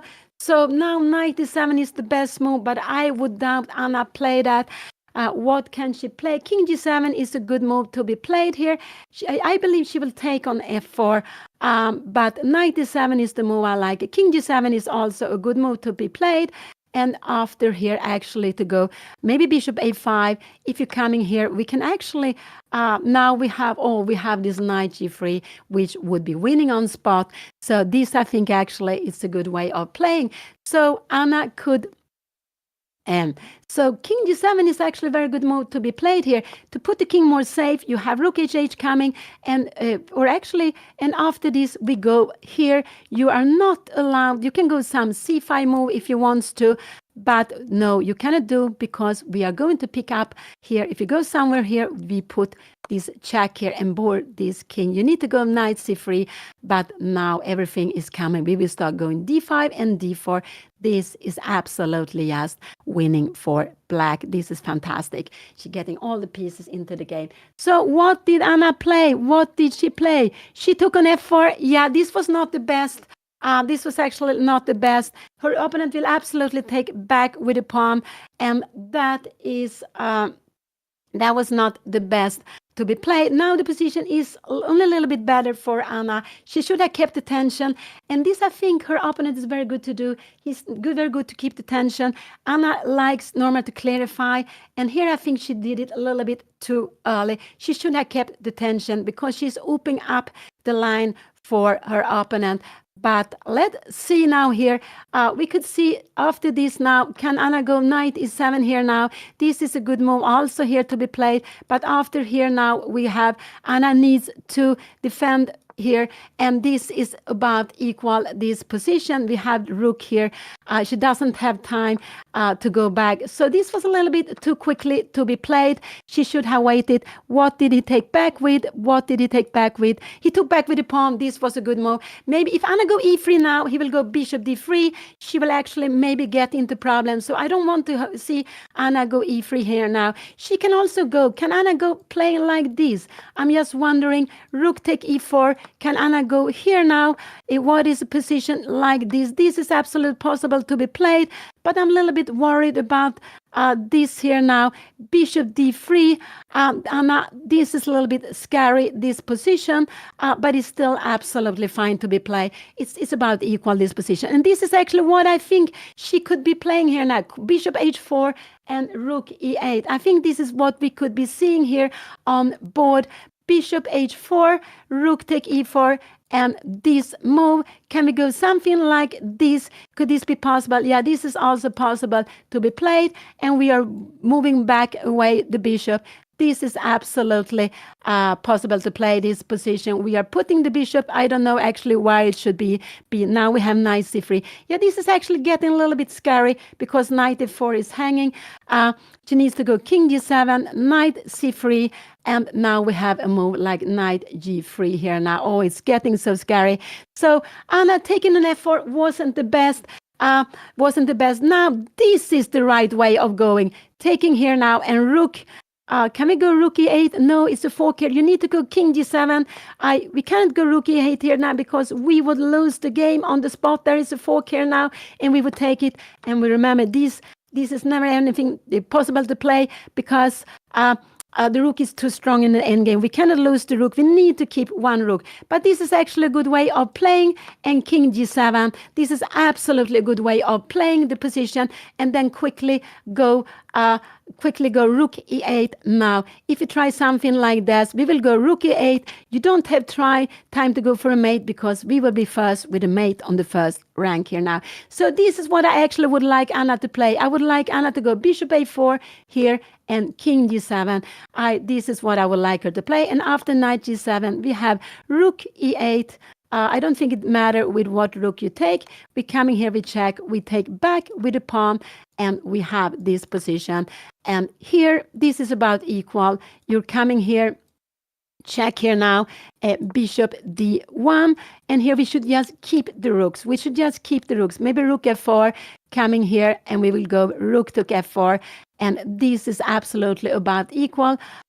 If you go something like this, we will just go rook, we will go somewhere, maybe rook f2, starting to make some threats. And this is absolutely very, very fine to be playing. Absolutely very, very fine to be playing. We can even go, maybe not bishop d6, but just bringing away the bishop somewhere. So this is very, very fine. So bishop a5 and king g7 is what I hope Anna will play. But I think we will see bishop h4, and that is not as strong. King g7 is a good move to be starting with. This is not so good because of bishop d3, and Anna will get into problems with the rook coming here. This would be very, very dangerous to be played. So not e3 now, not e3 now. That is what we don't want, this bishop to coming out. So king g7 is a good move to be played.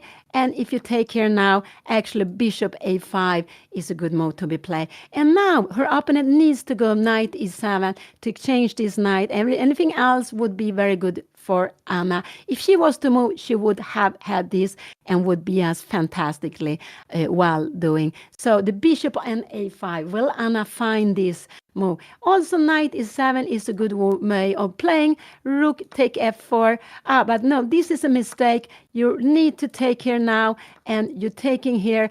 Can we go bishop d8? Yeah, we could do that. after c5, we will just go, can we go, we will just grab it. We have c4 here, king g7. Now we are good. So we need to go bishop here. But again, we have this very beautiful move. And if you give it check here now, we can even go, we can go rook f8. We can also go king g8. There's no problem. We are having some threats here. We're not scared of this because we have rook d4, keeping everything under control. The king will run out on the dark square. They will absolutely run out here on the dark square here.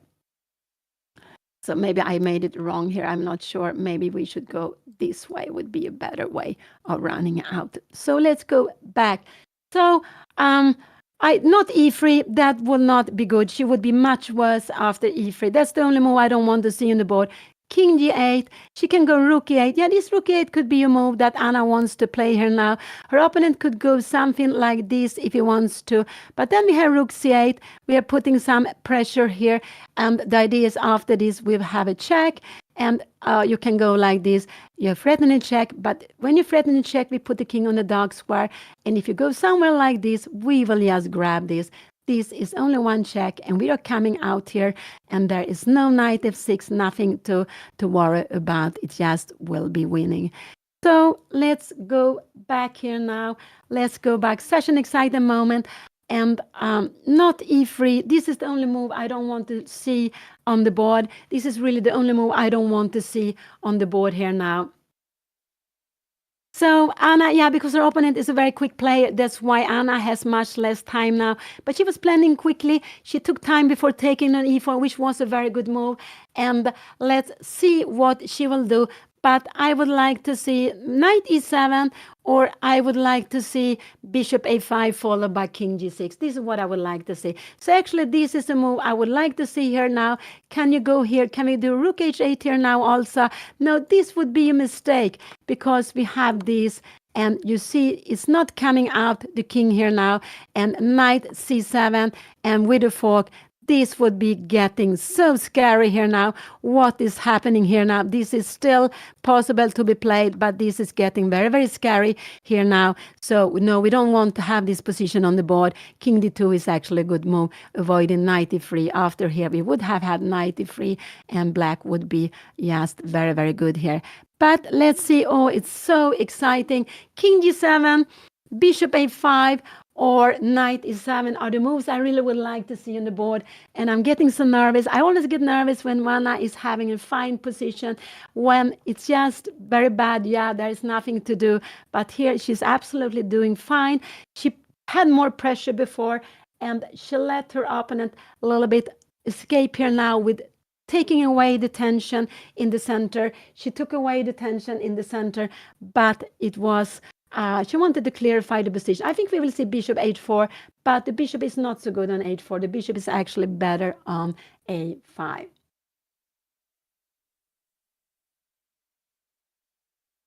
Oh, wow. And Anna's getting done. You see, only 12 minutes. So 60 minutes for the whole game is not a lot of time. It's quite little time, actually. And Anna's next tournament will be Rilton Cup, the beautiful traditional tournament held in Stockholm during Christmas, going on from 27th of December until 5th of January. That's what Anna is going to play next, and I will be with you then, comment on her games. So that is the next thing coming up very, very soon. And yeah, that's the next thing coming up very, very soon.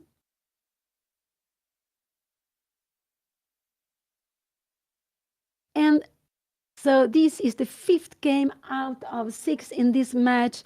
Anna versus Odin. Odin is leading with 2.5, 1.5. He's also the higher rated player. So I guess the score is more or less according to the rating. And but we have still more 2 games to go. We see this exciting. Yeah, she went there. I was not so happy about this move because he will take on e4. She will go rook e1. There will be bishop d3. And this will be a little bit worrying me here now. She will become worse here now after this, but it's not so much. After rook take, the best move is actually king f7, but we will absolutely see rook e8 on the board, and we will see here he will take, and bishop d3, and now after bishop here, now he will become, because he will become better in a position like this. Can we go, can he go bishop e3? This looks like a little bit scary move. She needs, we need to change. How is this position? Because knight take f5, wow. How is this? Bishop take f6 here, and king f7. King f7 will be played. We have this, king e6, knight d4 check, and king d7. How is this position? The knight needs to come to c3. Now we will go bishop f6. So you will probably need to go king d2 here now. We have bishop f6. And we will have king d3. Anna will need to save this game, and this is not so easy. I'm very worried about this now. I'm really very, very worried about this position now for Anna. Actually, he will absolutely take on e4. That's the only move he has. If he does something else, this is absolutely no problem for Anna. So he's going to take on e4. He's going to take an e4. The bishop is not so good here. The bishop is better on a5, keeping c3 under control, keeping away the queen. So what will we see here now? I'm just wondering, can we go here? And he took here on e4. I'm getting worried about Anna's position now here. I'm really getting worried about Anna's position. Will she go? King f7 is the best move to be played here now, but it's a difficult move to play here. But she can actually, she play rook e8 very, very quickly. And I think he will grab it. Doesn't matter if he goes here now. I don't think so. Take. Bishop f2 is a better way of playing this now, because here we can take both ways. We cannot take with the rook, sorry. We need to take with the pawn. And the bishop is coming to the right diagonal. So bishop f2 is a better way of playing this. So if he takes here now and bishop d3, Anna should go bishop f2. And no, it's not possible. It's not possible. So what is happening here now? What is happening? I'm getting worried now. So after this, she played. This is the position on the board.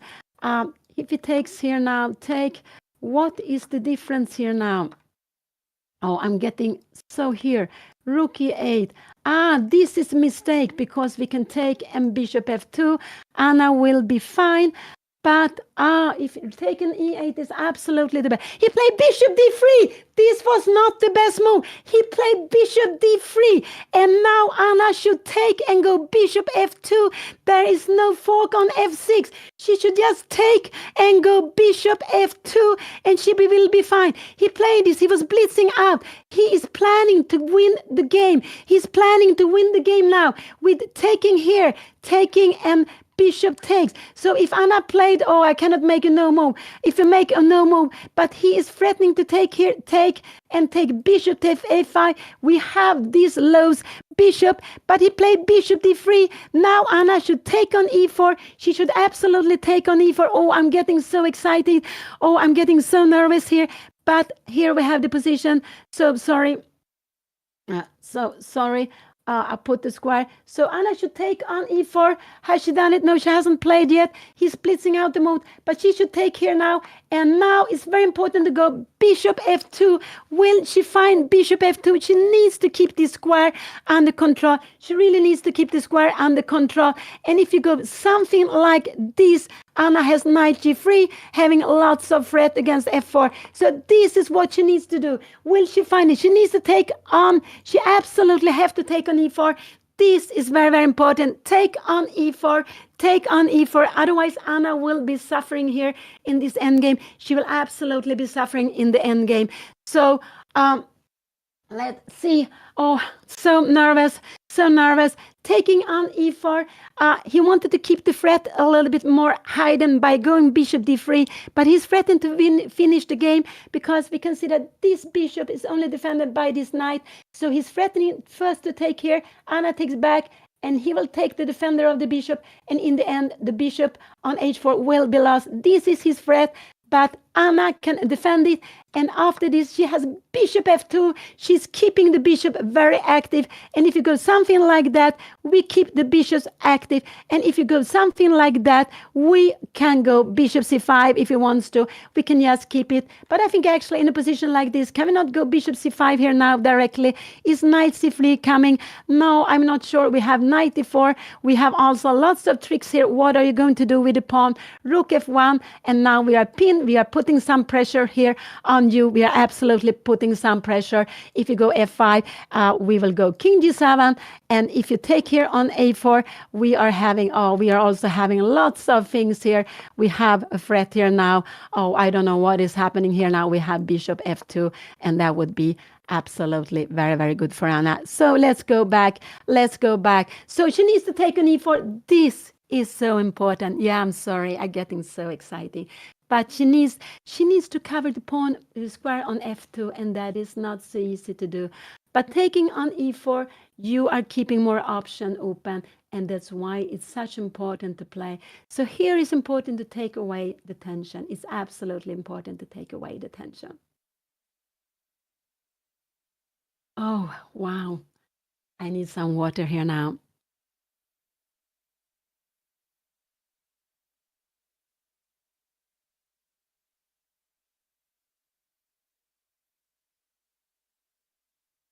And this is a friendly match between Anna and Odin. They're playing 6 games. It's rated for FIDE international rating, and it is they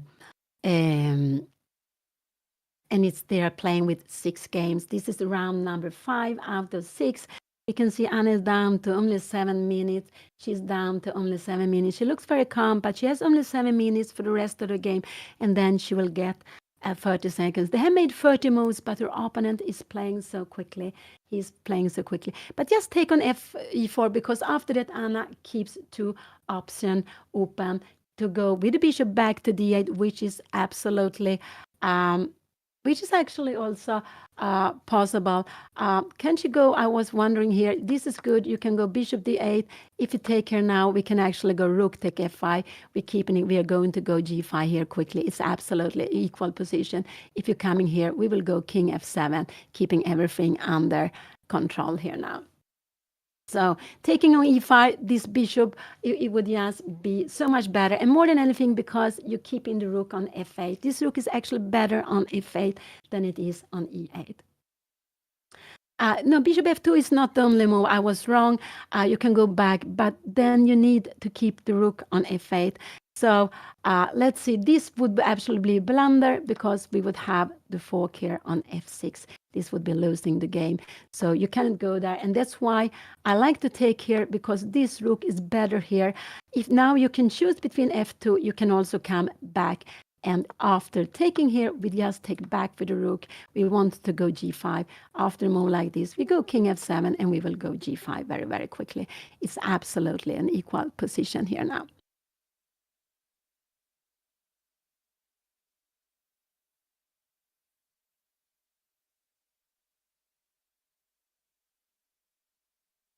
Oh, so nervous, so nervous. Oh, wow. So nervous. What will Anna play there now? But there's a threat to winning a piece. She really needs to defend against that first of everything.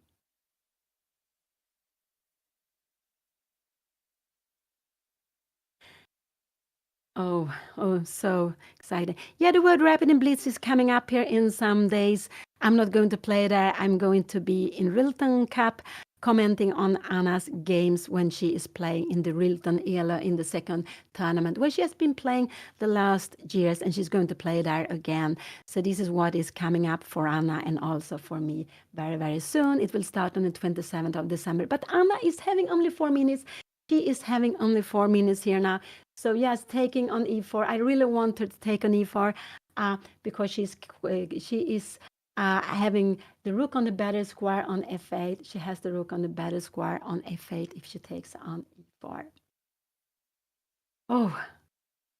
Oh, but it's not enough to play faster. You also need to play well. So let's see what Anna will do here now. Oh, wow. Oh, I'm getting nervous. Yeah, nervous. She's down to 3:37. She's down to only 3 minutes here. And I'm a little bit surprised when she took the time because it's quite clear you should take on e4. And then after you have the option where to put the pieces. But okay, it's possible she doesn't see this idea with rook e3 coming. And that would actually make her opponent's rook very, very active and her piece is very, very passive. Oh, now she's down to 3 minutes. But I shouldn't say anything. We are like this, both Anna and me. We like to take the time. I have lost lots of games on time and because being too so slow. We still have this position at the board.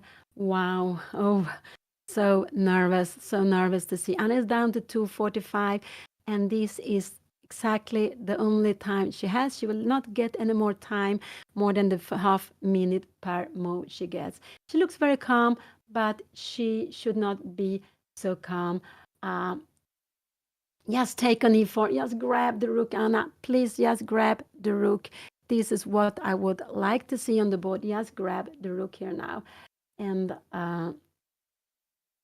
she looks like she's going to play, and she needs to play soon. Only 2 minutes for to make this move. Only 2 minutes for to make this move now. Oh, oh wow. Oh, she took an e4. She took an e4. This was very good. It's not a blunder. It was absolutely what she has to play. It looked like the rook was. She took an e4. Now she has two moves to do: bishop f2 or bishop d8. I prefer bishop f2, keeping the bishop active, and to put the bishop on c5 or d4. So I prefer bishop f2. This was a very good move. Now her opponent is threatening to take here on f3. Anna takes back and take the bishop. So this is the threat. We got away with the rooks. Now it's about activity. So the move I really would like to see here now is this move, bishop f2, just to keep the bishop more active. It can go here and c5. So I do hope Anna will go bishop f2 in this position. She took an e4. This was actually, she went bishop d8. I don't know why she's playing so passively here now. But okay, this is fine. Knight c3 will absolutely probably be on the board. I think we will see knight c3 on the board here now. Can Anna then go rook e8? Is that a possibility? After rook e8, king d2, bishop a5. We have bishop c6. And here Anna is actually getting some problems, but she's getting some problems in a position like this. But this is not easy to understand. She has knight d4. So bishop d8. Again, Anna chose the more passive square. I wish she would play more actively. She went bishop d8. I think we will absolutely see knight c3 on the board. And after knight c3, actually what is best is to go g5 here now. Just to go g5, blowing out the position. And after something like this, can we take on f4? We will get, you can have rook f3 here now. You have lots of pawns, but we have also a pawn f3 to be playing here with. There are 3 against 1 here now. So knight c3, I'm sure we will see on the board. And after knight c3, what can Anna? g5 is maybe the best move to be played. What more could she be played here? It could be something like, I think actually we will see knight d4. But the problem is we have this very, very good move to be played here now. Knight f6, and now we are grabbing the pawn, king g7. How will this be going? We will just try, because the bishop is very, very good here. After knight here, can we go something like rook e8? Yes, we can do. We can get some activity. So here we have to look at the position. It's just Anna is worse now here, but if it's just a little bit worse, it's not more than that. I would have wished she would more active. But anyway, this is so much better because if her opponent play this move, rook f8, and you go rook e3 here now, we can go, yes, king f7, and we're going to go g5. This is absolutely fine. But he will not take on f5. He is a player that doesn't take pieces so often. He likes to keep the tension. I think this is actually one who is very good strength to keep the tension, and you can see this is a tension. He will not clarify taking this. He knows that the bishop is good in the endgame. He knows that these pawns are on white square. It might be possible to go and attack them. And I think we will see knight c3 on the board. I think absolutely we will see knight c3 on the board. next move. And so this, I think, we will see on the board. I'm not sure what Anna will do here now. G5 is a good move. I would expect Anna to go maybe rook E8. Could this be possible? But this is not. And if he takes here now, Anna will take back. If you go now here now, we will have check here. King here, we will have a check here now, and knight c3. I think actually in a position, yes, check here and knight here. And if you go knight c3, we will have rook b1 and we catch the pawn. So you would need to go something like this. And after that, we have rook e4. We have lots of activity. This is absolutely fine to be playing. Maybe c5 could not be played. We just grab the knight. I'm just playing a little bit too fast. So this is the position. Her opponent is thinking, but he will probably play quickly, or maybe he will take some time. But I think knight c3 will be coming. And after knight c3, can we go rook e8? I'm just wondering, can we go bishop c6 here now? We have rook here, king d2, and we have rook f1. And he will just try to grab this pawn. And we try to get in the positions and probably something like this. But here he will be doing well. He will absolutely be doing best here now. And in a position like this, no, you don't want to go here because we are getting some activities. No, you want to go to put the king on the square. Yeah, if you go here, we will go, yes, rook take b2, and we are absolutely fine. So there's so many things that can happen in this game.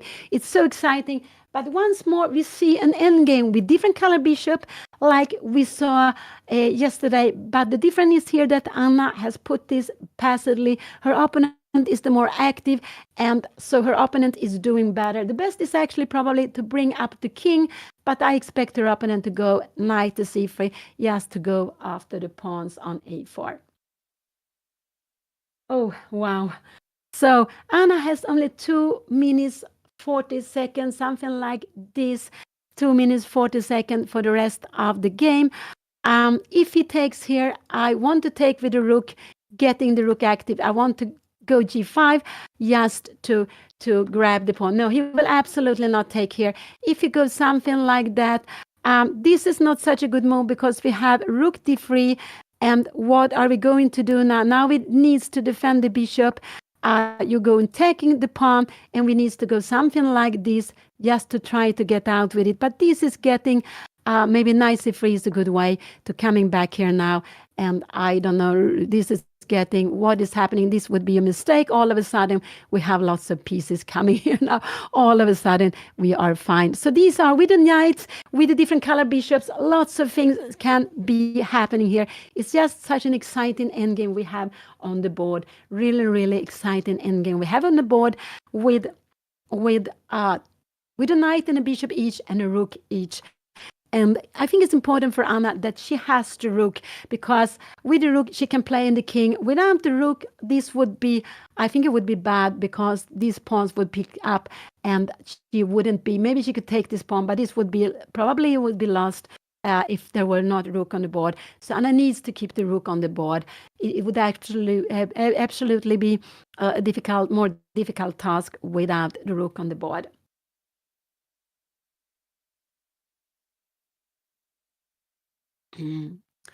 Oh, so now he's taking his time. King d2 is a good move to be played. And if we go rook e8, can we go something like rook e8? What? No, this is mistake. Yeah. This is mistake. King d2 is a good move to be played here now. What can Anna do? King g7 is actually a good move. Also, she can go knight e7. And the idea is actually that if you go knight c3, yeah, we have rook f7. And this is absolutely fine. So this is a good move. And if you're coming here now, we will exchange. We will be very happy to play with the different color bishop. You can go something like this, but we are blowing up the position. And this is not possible. Remember, it's in dark square. We will have bishop g5 here in the end. But this is also a draw. Yeah, now this is winning. But so Anna's next move is, if he doesn't play anything, this is her next move to be played. If this is coming, can Anna go knight e7? No, because we have time for rook f3, and all her pieces are all of a sudden very, very passive. No, we don't really want to play this. So this would be a mistake. So, but she has this threat. So after king d7, yes, I like knight e7, because if you're moving away, we will take here. We're not scared of playing this position. We will actually just go up here and we will go bishop f6. You can come here now, but we will just go and take the pawn, and we will going to go bishop f6. And this is absolutely an equal position here now. So let's go back. Let's go back here now. Here we have it. So Anna's plan now is knight e7. So that's why I think knight c3 will be played on the board. It looks like very natural to be played on the board. The score now, they have played 4 games. This is 5th match game out of 6. The score is 2.5, 1.5 for ODIN. So he's leading the match. I think it's more or less according to rating. He is the higher rated with 121 points. ELO rating in classical chess, 121 points more than Anna has. So, but there's still 2 more games to go. It's this endgame. We are seeing these very, very exciting endgames. They have been playing for a little more than 2 hours, 2 hours and 15 minutes, more or less, like that. It's a classical game rated for classical rating, but it is also rated for classical rating. And I got so nervous here now when I'm looking at the position. So and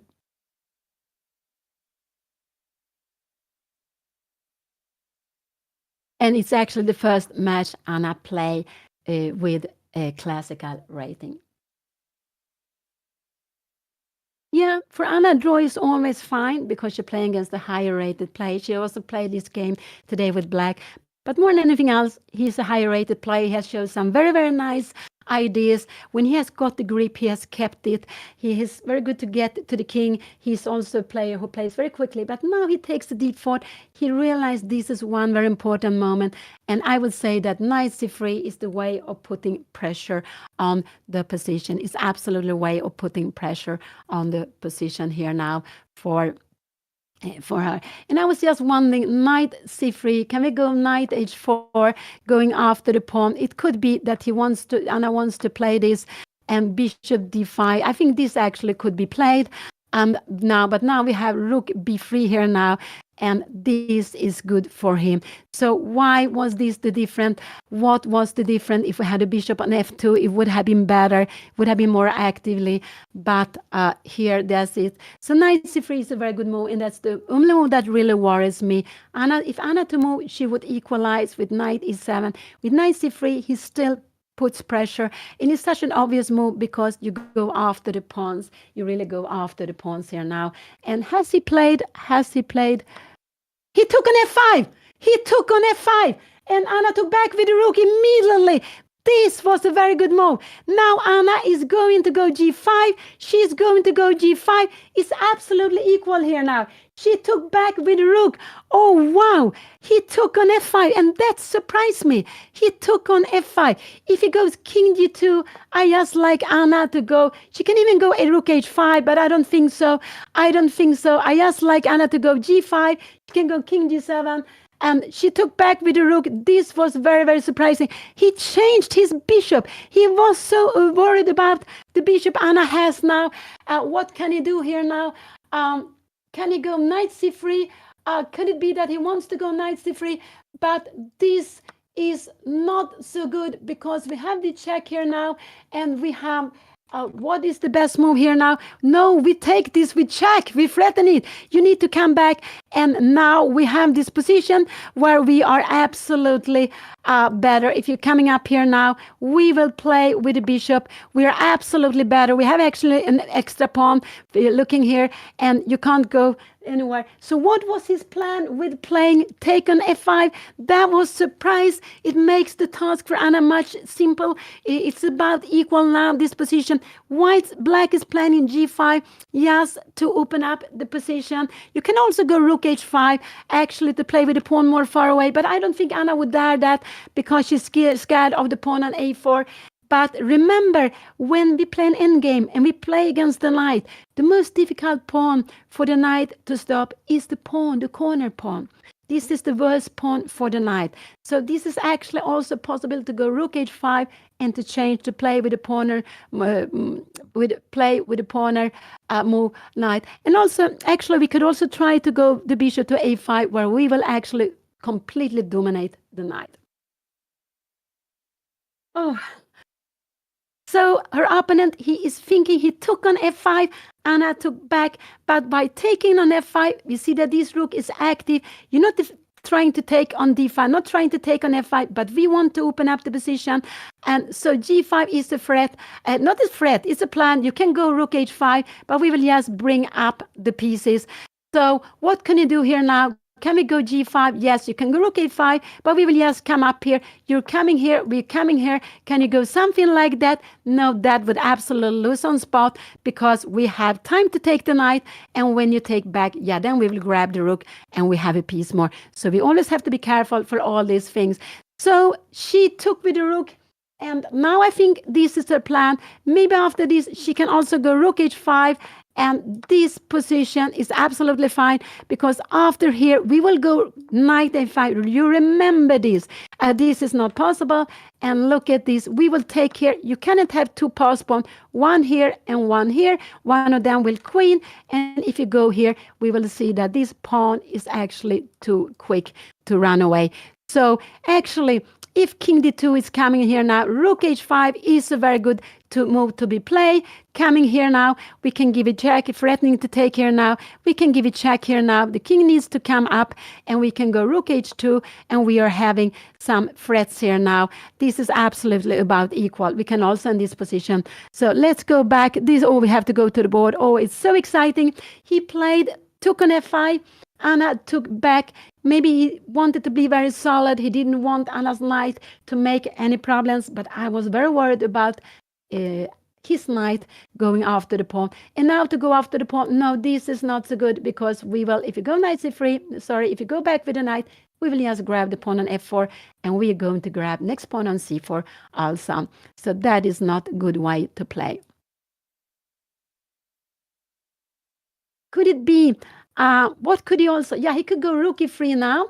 Just he played king d1. He wanted to be on the white square now. Now rook h5 is a good move, and but I don't think Anna will go rook h5. He went here because his plan is, if you go here and take here, can you go knight c3?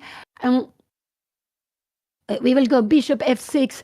Can you go here now? We will actually go bishop d4. And look at this knight. Look at this knight. It is actually trapped here on the board. And a knight on the rim. You cannot go anywhere. If you go here, we will win the pawn endgame. We will just running. If you try to stop it, we will run with this one. So this would be winning. Rook h5 is a very good move to be played here now. Rook h5 is absolutely the best. And after here, to go king f3. And we have lots of activities. But will Anna play rook h5? Because I remember after this, if you take here now, you cannot go knight c3, but if you're coming here, we will just come up with a king. I don't know which way we're going. And as soon as you play this, we will actually go, bishop f6. And this is very important. We will go bishop d4, and you are playing with a knight. Maybe you need to go c5, but no, we take it. You're trying to get in the game. No, you don't get it, because we get here now. So rook h5 is a very good move, but Anna with a little time. She has only 45 seconds. She played rook h5. She played rook h5. This was a very, very good move to be played. Wow, this was a very good move to be played. She realized that she is much better if her opponent changed the rooks. But these things are very, very difficult. These things are very, very difficult to understand. But so we need to have this to remember. The pawn, the line pawn, the pawn on the corner pawn is the most difficult for the knight. And the knight is a short-range piece. It will have difficulties to play over the board. What will he do? Is he going to take? No, I don't think he dares to take. I don't think so. I think he will move away. I think he got a little bit scared. But his idea with going king d1 was to play this and here. But now Anna has this beautiful. Will she find this? And bishop d4. this would actually be, I would say this would be winning the game here, because you can't, can you try to go here now? We have even h4. We have this. We see the knight cannot catch the pawn. The pawn is too quickly. It would actually go queening. The knight was too far away. So he cannot take. If it takes on h5, Anna would be, I think she's winning. If she finds the right maneuver, she needs to put the bishop on d4. She really needs to put the bishop on d4 to do that also. So let's see. Oh, it's so exciting. It's so exciting to see this position. Oh, wow. She played this very beautiful rook h5, only a little more than 1 minute on the board. And I like this. Whatever happened, Anna has showed very nice moves. We played very well in this game. And chess is like that. It's like a new game all the time. We have many plans. The game changed. Lots of pieces has come off. We have an endgame, very exciting endgame. Now, Anna keep the black dark squared bishop, but her opponent doesn't have a light squared bishop like we saw yesterday morning. He has the knight. And now Anna is offering to exchange the rook, but he shouldn't exchange the rook. He shouldn't do that. That would actually make it easier for Anna if he do that. So what if he goes rook g3? I think Anna will give some checks. This is actually what I think Anna will do here now. So I think he will go rook e3, or he will go. I think he will go rook e3, or he will go or he will go changing. But taking the rook is just not good. Let's see. He's calculating. He is calculating. So remember, with pawns on both sides of the board in the endgame, that the bishop, which is a long-range piece, they can play over the whole board. You can have the bishop on one side. He played rook e3 because now he's the threat to win. That was expected.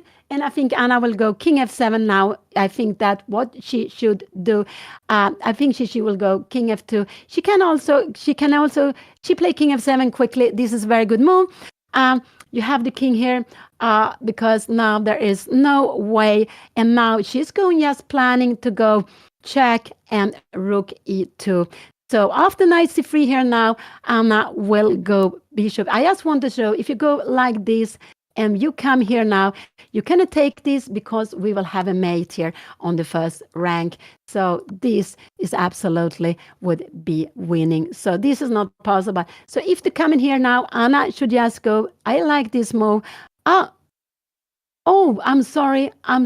No, I don't like this move. So knight c3, I was a little bit blind. After this, we will have rook h1. Of course, you have king e2 here now. We have rook h2, and you are coming up with the king. You can also go here with the king. And this is just getting a little bit, scary, this position. But it's also absolutely fine to be played. A little bit scary. So knight c3, I guess he's going to play knight c3 here now. So king d1 was a good move that he played before.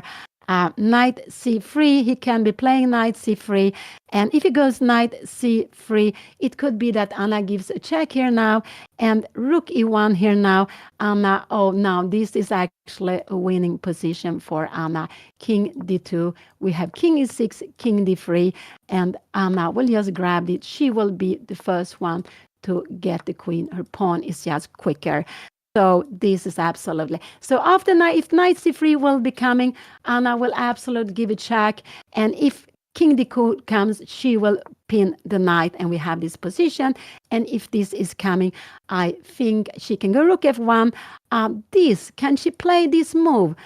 Here, I'm just a little bit wondering here. This she can be playing, and a position like this, she will absolutely be. This will absolutely be about equal because now you're threatening to go b2. You need to take this, and we go here, and this is absolutely equal. But you have to be a little bit careful for the pawn, but it's absolutely equal. So her opponent is thinking, oh, so exciting still. Knight c3, I expect Anna to give a check. And he doesn't want to be with the pieces. He doesn't want to have the king on the dark square. He's very scared of getting pinned on the bishop. He's really very scared of that. And you cannot go after the pawn like this because we would just grab it. So the only way to go after the pawn is like this. You can go c5 here. No, you can't go c5. We would just grab the rook. and they would grab the knight. It would be end of the game. Oh, Anna is having like 145, but she played so well. This beautiful rook h5. She understands how strong it was. Her opponent also. You cannot go. White needs to keep the rooks here. If Anna can, in this position, if Anna can go bishop a5, maybe then it's maybe it's about. I'm not sure how it is. If Anna can change both of the pieces, she would be winning. I think so. She would be winning in the pawn endgame. But of course, it depends on the activity of the kings. That's very, very important. Activity of the kings is very, very important. Oh. Maybe he goes rook e3. Could it be rook e2? We will have bishop a5 coming. No, I don't think he will go rook a2. I don't think so. Will we have rook e2?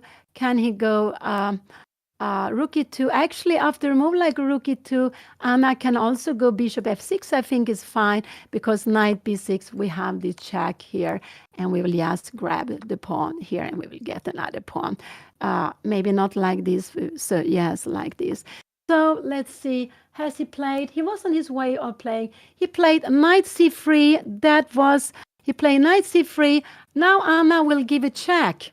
I think Anna will give a check here now. I think this is actually what we're going to see. I think we will see the check on the board. She can also go rook h5, take, and rook take h4. This is absolutely fine to be played here. And now she can go rook take c4, and we have this position, which is absolutely fine to be played with the pawns. Even these are two pawns good, but I think Anna gave a check. Let's see if she played the check. She gave the check, and now rook e1 would be winning for Anna.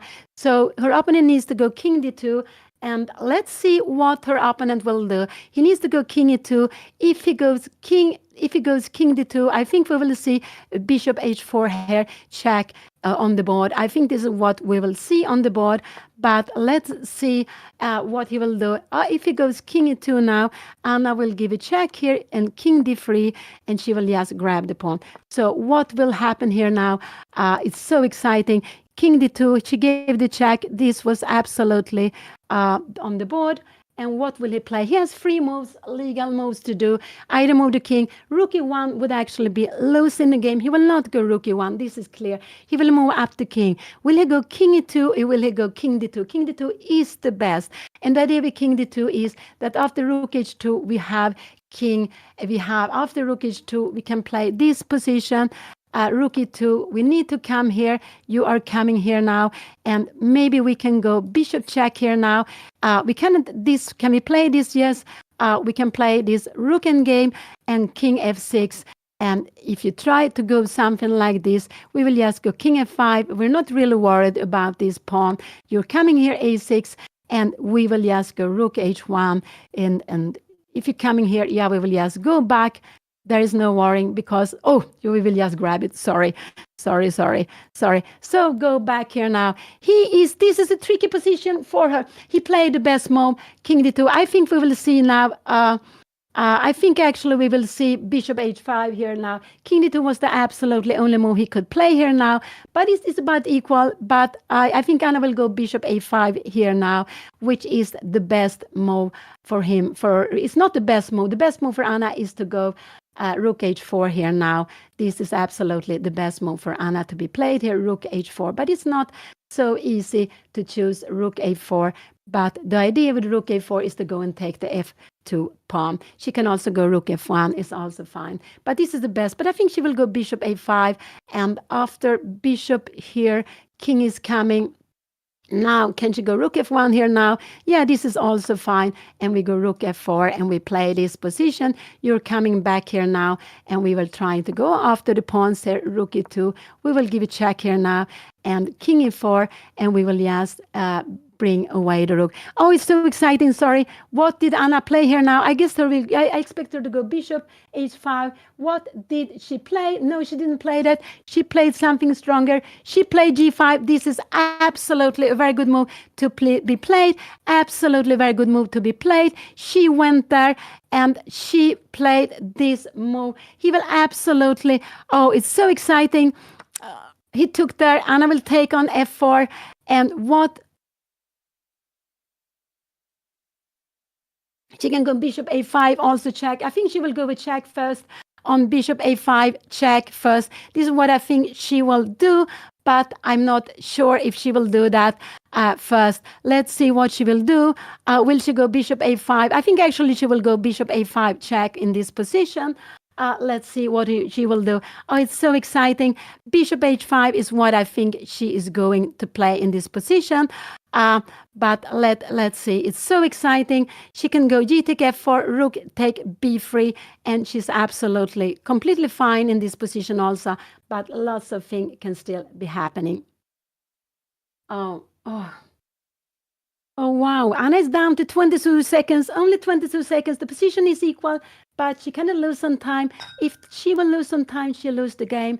So we can see she has only 13 seconds. She needs to play something. I guessed her, I'm expecting her to go check with the bishop, yes, to see what he's going to do. I expect her. And she gave the check. This was very logical. Can you go king e2? Yeah, I think this is absolutely fine also to go. We have a check here now. Can we go king e3 here now? Actually, now we have bishop d2.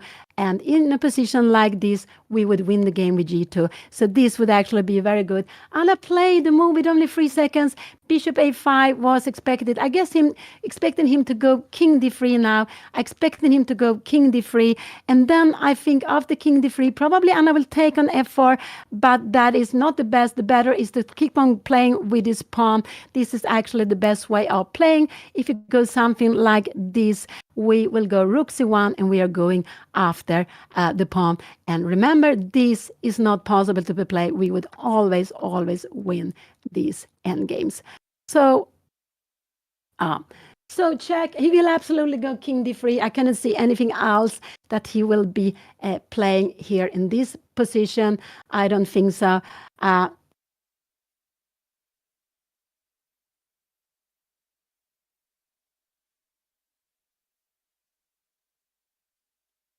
Oh, so exciting. So exciting. Oh, so exciting. Anna doesn't have, the position is about equal. It's about equal. Only Biscard, if he remains with these 2 pawns, Anna needs to remain with something else. Otherwise, if he gets 2 pawns with a knight and bishop and rook, only this against rook and bishop, that would be winning. But there's still there's other pawns on the board. And where is the king going? I expect king d3 to be played here now. And after king d3, g4 is a better move. But I think Anna, after king g3, I think actually Anna will maybe give a check. I expect her actually to give a check. That is a little bit typical to play when you have little time that you give checks. Taking on f4 is absolutely fine to be played. Take here and queen here and king e6. And if you take here now, we can go rook d1, check here now. If you come in here, yeah, we will go, we can go rook e1, king f2, and we are just bringing it here. This is absolutely completely fine for Anna, going rook c2 here now very, very soon. So let's go back. So king d3 was played. And what has Anna played here now? What did she play? She took an f4. This was a good move. Rook f3. Now I like the king come to e6 just to avoid anything. He played rook f3. She gave a check. This was absolutely a fine move to be played also. She gave a check here now. And after that, I asked... because where is the king going? King will come to e4. I think so. After king e4, Anna wants to go bishop d2. She wants to bring... But after king e4, can it be... I didn't like the check so much. King e4 will absolutely be played. King e4, and if Anna go king e6, can her opponent take the pawn on b4? I think Anna will go bishop d2 here now, but I like more king e6 here. He has to go king e6, but he will take... I didn't like this check so much. I would have liked her. He has to go king e6 first. But with so little time, she has only 43 seconds. This because I prefer to keep the pawn on b3 here now. But I like king. I like. But I think we will see a check, maybe more check here already. Now here, could it be that could be a check also be played? King e6 is actually the move I would like Anna to play here now. But I think we will see bishop d2. trying to keep the pawn. This, I think we will actually see her playing here now. She needs to play. She has only like 17 seconds. I didn't like this rook d1 check because it opened for the rook to take on b3. And I like to try to keep the b3 pawn a little bit longer. But it was a very typical move to be played. She has played now. What did she do here now? What did she play here? She played bishop d2. She played bishop d2. And there is no problem of getting this to be pinned because we have rook e1 check. You're going away here. If you're coming here, we will actually go as bishop e3, starting to run away. So you will need. So rook d3 is not a move. We will actually see rook take b3. This was played. Absolutely, this was played now. And now king e6 is a very logical move to be played, just to put the pieces well here now. Put the king here and go up with the king. She has very little time. She needs to play well here now. She has very little time. This is absolutely still. Bishop c1 is also a good move to be played here now. She can play in different ways. Bishop c1, but I like king e6. You need to play with all the pieces. And here we have king e6. This was a good move to be played. And if c5 comes now here, I like bishop e3 because if you try to queen here now, we have this check, we have this, and in this position here now, we have rook c4 stopping the pawn, but not like this because this would be winning. So king e6 was a good move. You need to play with all the pieces. And if your opponent is trying to pin you, we have rook e1 check, very important, and we move away the bishop. We can go to different places. Maybe this is possible. Actually, this is a better way to play it, and because we are kicking the pawns. If you go something like b4 here now, we will go rook g1 and we start to make some threats here. b5, we will actually maybe be able to take. We can even go here. We can even actually go. Can we change this? No, we cannot change. This would this be losing? This would be yeah, this is still okay to be playing, but it's a little bit scary, but it's still okay to be playing. So let's go back. This is position. Anna played king e6. This was a good move. I just see that her opponent has still 8 minutes. I would just hope in c5 is not a good move. c5 is not a good move. She can also go d5 check here now. But actually I like bishop e3. Because we have a big threat here, both to take the pawn and also just to take the pawn here. So no, that would not be a good move. That would absolutely not be a good move to be played. Oh, Anna has only 33 seconds. She made the last move with only 3 seconds. Oh, and the position is about equal because the position is about equal. If this move is coming, she has only one move. She needs to go rook e1. This is a way of pinning it. It's a threat to go here and to win the game. So she really needs to go rook e1 if this will be coming. He's about to move. He's really about to move. Wow, so exciting. I wish he had a little less time, but maybe it's good he has some time because also it gives Anna time to think when he is spending some time. And so maybe it's actually better that he has some time. So the position is about equal. He can also go king d3, threatening to win. We have a check here now. And if you go here, yeah, we will you check you. You will just go back. We will check you here now. And he played knight to b6. He played knight to b6. This is what he played. He played knight to b6. And can Anna go bishop e3? But this is a good move to be played here now. And after king f3, she can go rook g3. She's going to having some heavy threats here now. She's going to have some heavy threats here now. This is absolutely fine. So knight b6 was played. Knight b6, Anna played bishop e3 now.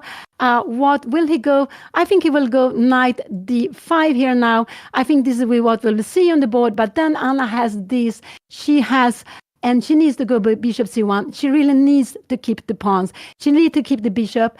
This is how she wants to do. So bishop e3 was a good move here. Now rook b5 is the best way for her opponent to play. He played knight d5. Now Anna has rook d4 check. I think we absolutely will see rook d4 check. It's a very important move to be played here now. Rook d4 is almost a mate, but it's not a mate here. And after now, this is very important. After king f3, she needs to go bishop c1. She really needs to go bishop c1.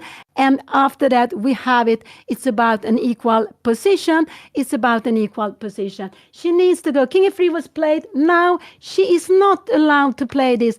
this will be much better for her opponent. This should be winning, I guess. Yeah, this should be winning for her opponent. You have 2 against. If this pawn was somewhere here, it would be a draw, but like this is a winning. So she needs to go bishop c1. She needs to go bishop c1 is the good move to be played here now. Bishop d2 is also possible, but bishop c1 is what I like Anna to play. She played bishop d2. No, I didn't like that so much, but because knight b6 can be played here, we will absolutely see knight b6 here now. We will absolutely see knight b6.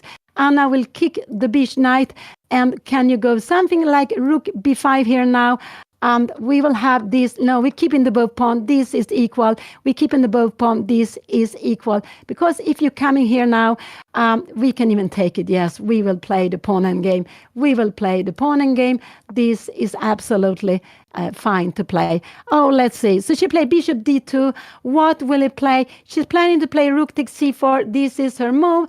And if he goes king e2 here now, she will go bishop c1. She will go bishop c1, and now she has a check. After this, she can give a check here now, king here, and you can take this, and it's absolutely a draw. So she played bishop d2. That was also a fine move. I think we will see bishop a5 now here. I think this is actually what we will see here now, bishop a5. I think this is what we will see here at the board, because you are threatening to take and here we have it on the board. You're threatening to take the knight, and you will take a pawn. And what is, can we go a5? How will this position be? Can we go rook c4? So a4 is actually the best move to be played. And if a4 is played, oh, Anna needs to go d5. No, this is too difficult. She needs to go d5, taking here, and king f5. And this is absolutely fine. But this is impossible to be played. This is impossible. So a4 is the move that scares me. Will he go a4? What will he do? Anything else will be fine.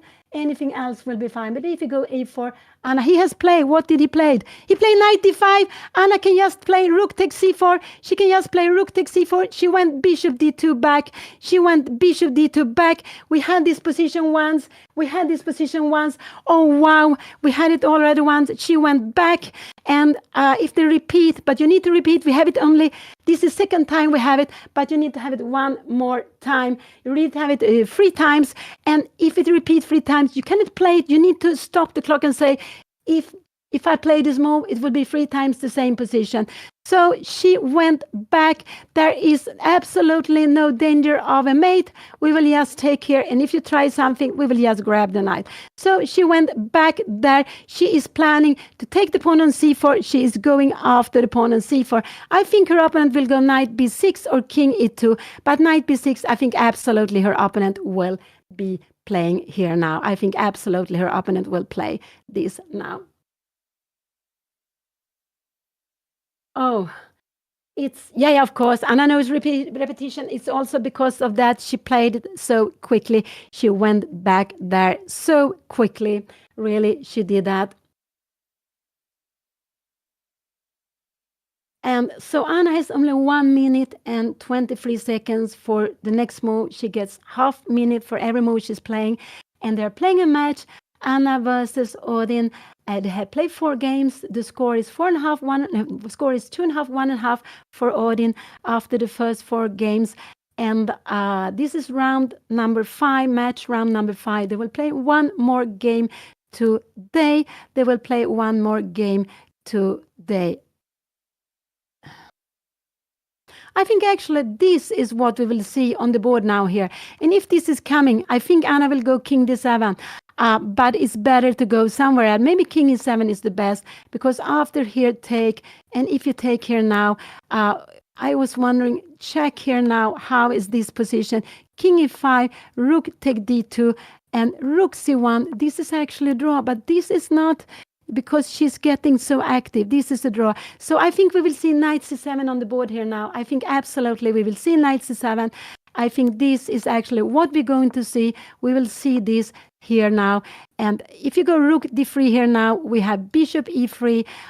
You can take here now, and we can actually go rook d4. This is a good move. And you see, going here now, and in a position like this, when we're coming closer. King c5. Oh, sorry. We need to go king d5. You need to go b3 and bishop c5. This is actually a draw here, but this is not easy to see because we are just in time to enter the position. Oh, so knight c7 is the scary move here. It's absolutely the scary move here now. To see here now, knight c. This is actually the scary move here, knight c7, and I think this is what we're going to see on the board. He hasn't played. He played. What did he go? He went knight c7. We will have it on the board. King d7. We will have knight b5 here now. Absolutely.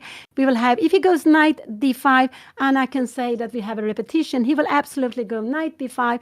He will go knight b5, and it's very, very exciting to see what he will do. But knight b5 is what we're going to have. If he goes knight d5, Anna can actually stop the clock and say that this. No, she can write down king e6 and say that it's 3 times. But we will have knight b5, rook takes c5. Anna needs to take on c4. It's the only move she can do. It's absolutely the only move she can do here now. And what will here? So, and he will not take on d6. He will go rook d3. I'm quite sure he will go rook d3. This is the better way for him to play. But he will get so we will have a very exciting endgame here. Anna will have to play against the 2 pawns, and I'm a little bit scared. I'm more scared of rook d3 here now, and I think this is how he will play it. I think this is how he's going to play this. Now, if he goes like this, can Anna go rook d4? No, this is bad. She needs to take it. So she will really needs to take it. Will she do that? No, both of these is very scary for me, actually. It's scary for me, whatever Anna will do here in this position. It is scary now because he's getting these 2 pawns, b and a3. And so he really played the best here now. I really, because Odin, when he gets the grip, he finds different ideas. And he's good to keeping the grip. And this is what he has been doing. He got a grip, and Anna makes a little bit wrong. She's also playing with very little time. And she is still absolutely fine, but she's under pressure. And if she goes wrong, she will lose the game. So this is not easy this is not easy for Anna to no, but what is she will? So whatever he does, if he takes on this, she needs to go into rook endgame, and I think she will not do that. So maybe rook d3 is. Maybe rook d3 is. He will. What will he do here now?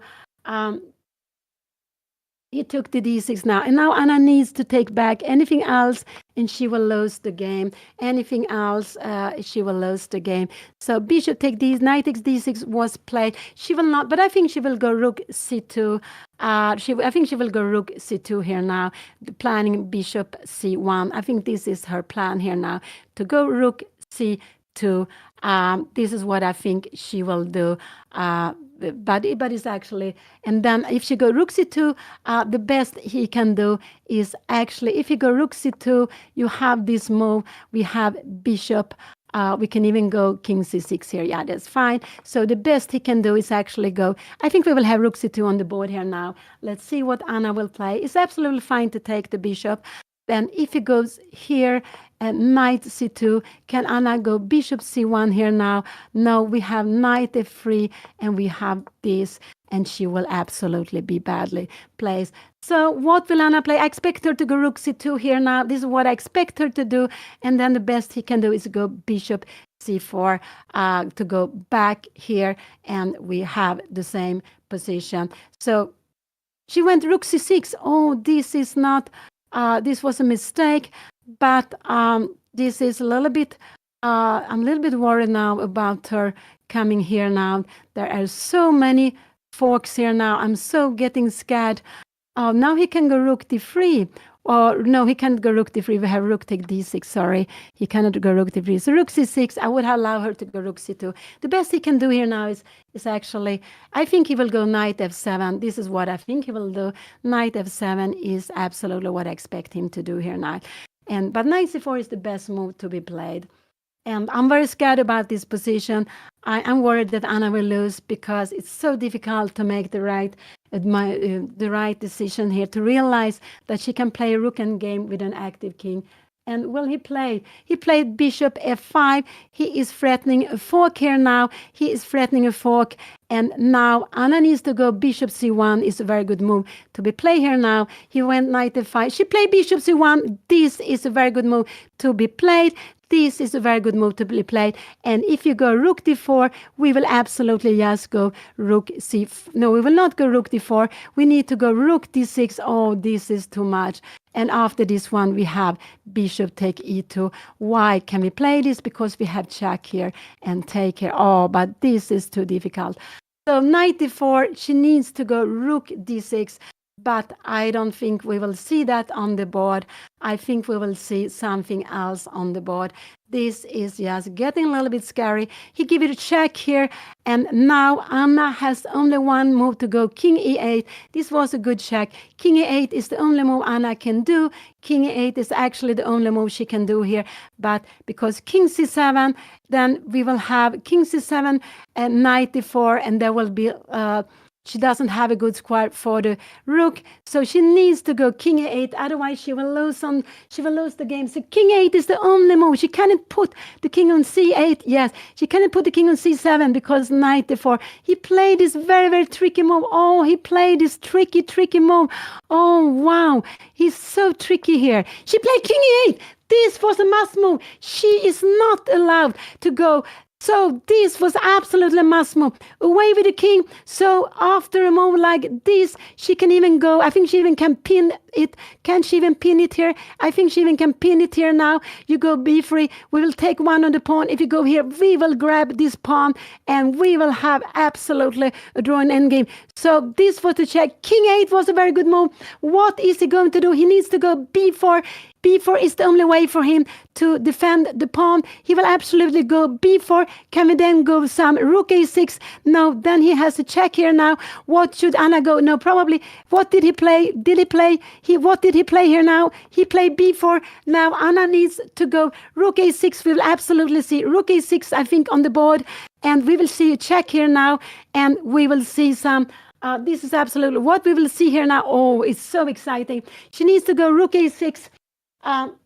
But it could be also be that she played rook f6 here. But rook c6, rook e6 is a very good move. Yes, to start to attack the pawn. But this was very good. What he played, he played. And rook e6, now the only way for him to stop. He will go here now. Here, and after that, I'm not sure where the king is better. I would come here with the king, and maybe knight b5. We actually have rook a4, and there is no way to make. We are going to take on a3, and so we will have knight d6. Absolutely check here now. Anna, he has played. Where did he go? He gave a check. King e7 is the best move, but this is again not easy to know that king e7 is the best move to be played. If he goes somewhere else, there can be some tricky moves. And it's so scary. So king e7 is the best move to be played here now. But how can we know this? It's just impossible, I would say. King e7, she played. This is a logical up with the king. This is also logical up with the king. That was a good move to be played. Now, knight b5. We will go rook e4. We will take on a3. He played knight c4. Now, rook c6 is a good move. Now, rook c6 is a good move. Just to keep on putting pressure on this pawn. So rook c6 is a good move to be played here now. Let's see if Anna will go rook c6 just to put pressure on this pawn. So rook c6, knight a5, and I guess we will go go rook g6. This is happening. Rook c6 was played after knight a5 here now. Anna will have rook g6. And she's planning to give in a check here. So if you do something, I don't know, you do something slowly. I don't know. If you go b5, we will actually just play like this. Take, and we will take the pawn. And if you go b6, we will just be in time to save the game. So let's go back. Rook c6 was a very good move. She needs to annoy her opponent. She really needs to annoy her opponent. If this is coming, we will just go back here. Here we will absolutely just go back and repeat. So this was absolutely a very good move to be played. She will need to keep on keep on playing, annoying her opponent. This knight defends the pawn. She needs to kick it away. And where is the knight going? It just have actually only 1, 2 square, nothing else. If you're coming here, rook g3 is a good, rook g, this is a very good move. And f4 pawn is very valid. If you're coming here, I think can we go playing this move? We can even play this also. Actually, this could actually also be being played. But let's see here now. Oh, it's getting so scary. It's getting so scary. But she's played so nicely. Whatever happened, he has played. What did he play? He played knight f5. Will Anna find rook g6? She can also go rook h6, but away with the rook. But I like rook g6. Actually, this is what I like very, very much. Rook h6. It could be that she goes rook c2 also, but I like rook h6. This is a very good move. She's going away. Yes, going away. She is planning to give some checks and then to put the rook behind on a6. This is what she is planning to do. She is planning to put the rook behind here now. So what is her opponent going to do? If he defends, she's planning, yes, now to give a check and take here now.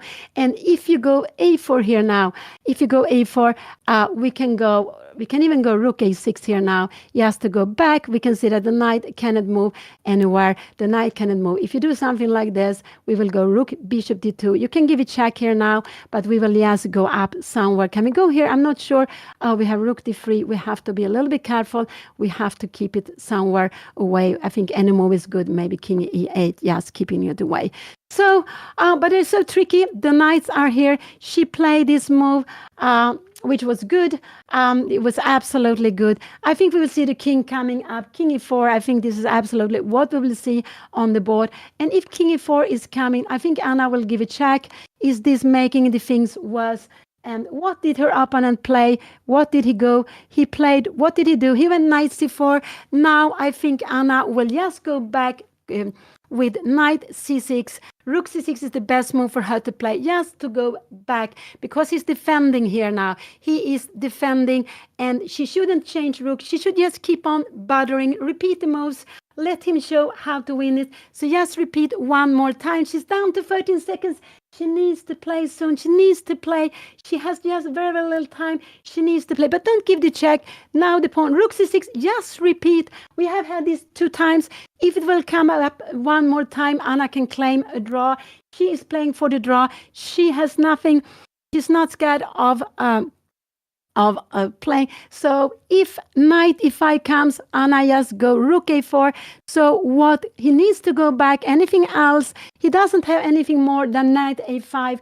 That's the only thing he can do to keep the game going. If he goes like this, we will take bishop take a3, and this will absolutely be a draw immediately. No, he cannot do it. He can go rook here 4, and Anna can actually just play this immediately if she wants to. And the idea is, if he takes, she can give a check here. And this, she takes the bishop, she takes the knight, and this is absolutely a draw. The king is too far away.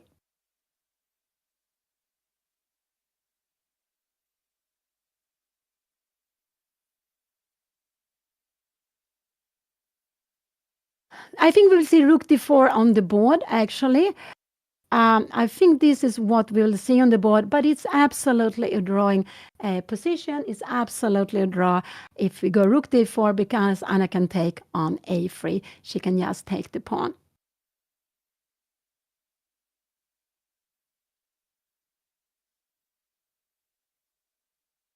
Oh, so exciting, so exciting.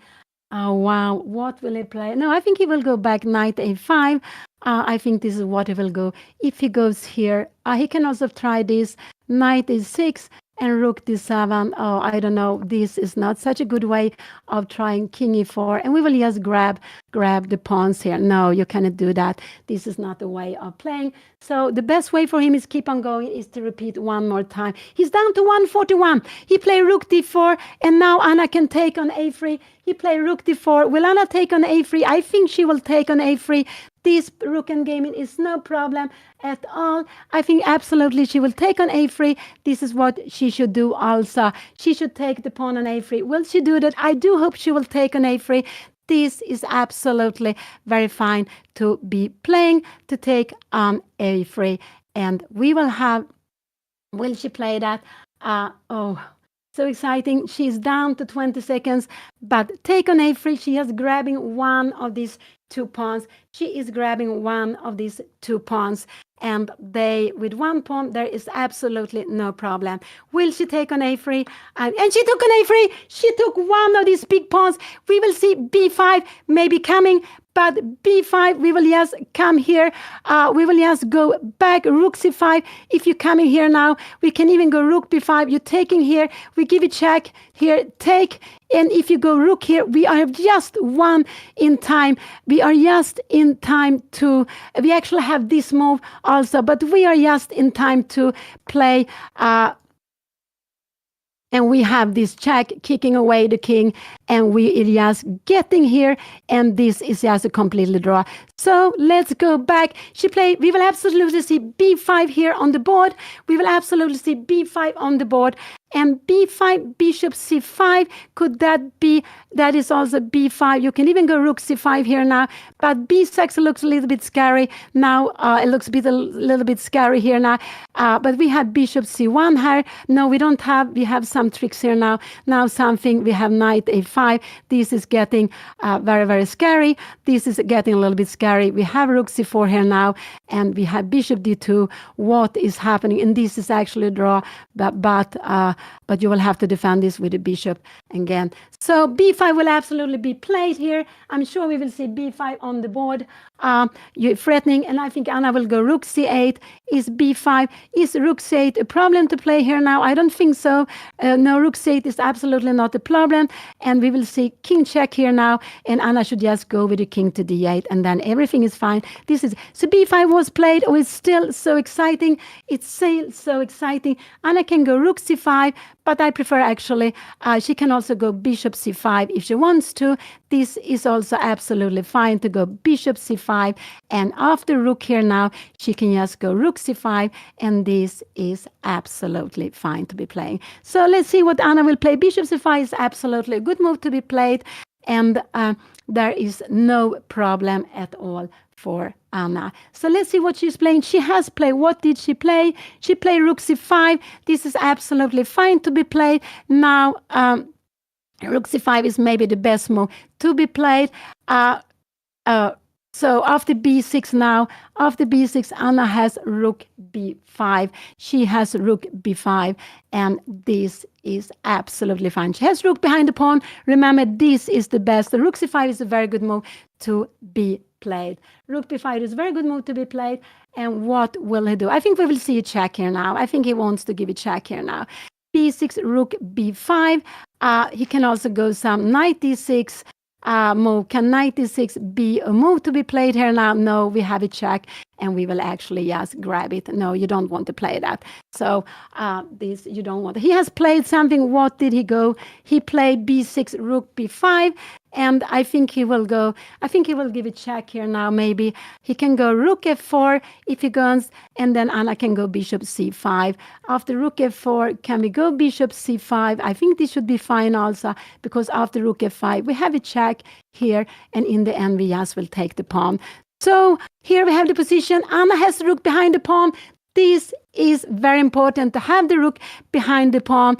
And if her opponent will play, I don't know really what her opponent will play here now. It could be that her opponent will go, maybe her opponent will play like this. But then Anna can just go with anything if she wants to. She can also come here. I'm just wondering, rook d5, how this will be in the end. This will be, she can go bishop e3. She can just go king e6 if she wants to, and everything is a draw, but it just defeated. So what did he do? What did he do? I don't see what he played. He played rook take f4. Now I just like bishop c5, just to go bishop c5, and just to go bishop c5, just to go after the pawn. I think that is the easiest way to play. bishop c5, and we go after the pawn. So let's see, and I think here we see the move on the board. Bishop c5 was played. There is only one little poor pawn on the poor pawn, only one pawn on the board. Anna is going to grab the pawn, and then there is no problem. After rook f5, Anna has this little check, and after that she grabs the pawn, and this is absolutely completely equal position. No more pawns to play with, and actually, even if Anna loses the bishop against the pawn, this would be a way. This would be a draw. The rook and knight against rook is in a draw, and it's actually quite. Not so difficult to win. So he played this. We will absolutely see check here now, and Anna will take. He's pinning. He's planning to keep the pin with king e6. We saw the check here now, and here we have the check. And her opponent needs to go away, and Anna will take the pawn. There will be rook and bishop against knight and bishop. I actually expect the game to be a draw very, very quickly here now. I expect it to be a draw, and we can see her opponent is actually having very little time. This was very unusual to see. He's having very little time, but this is very... so here, this was played. Anna will take the pawn on b6. I don't expect them to keep on playing this so long. I don't think so. I think this should be just maybe this will be a check, but yeah, there is just completely draw position, and they are having, actually Anna is having 1 more minute, but there is just nothing to keep on playing here in this position. Wow, rook h5. He played rook h5 just to keep on playing for some tricks here now. He wants to play on for some tricks, but Anna can just move away the bishop if she wants to. She can also just, there is absolutely nothing to be worried about. So he keeps on playing a little bit. It's Anna to turn. He wants, but Anna can even, yeah. So he wants to try to keep on something. So I would just move away the bishop to f2. This is what I would do. I would just keep on moving away the bishop here now. This is what I would do. Just moving away the bishop. Let's see. Anna, she has 45 seconds. Are they going to play this? Oh, that would surprise me very, very much if they are going to keep on playing this position. It's absolutely a completely draw. It's absolutely a completely draw here now.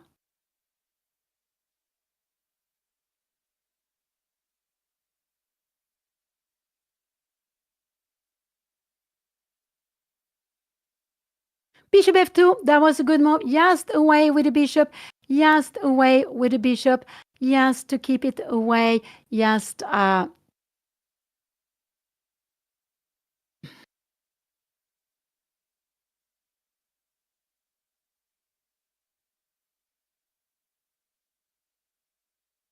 and I'm surprised. They don't want to offer a draw, any one of them. They are playing this with very little time. What a fighting. We have a check here now. King f6 looks very normal. I mean, any king moves is very, very good to be played here now. Any king move is just very good to be played here now. I would go up with the king. Why? You don't have to go down with the king. Yes, go up with the king. King f6, why not? Just to go up with the king. Some king e6, king f6, everything is fine. So king f6 was played. That is absolutely a good move to be played.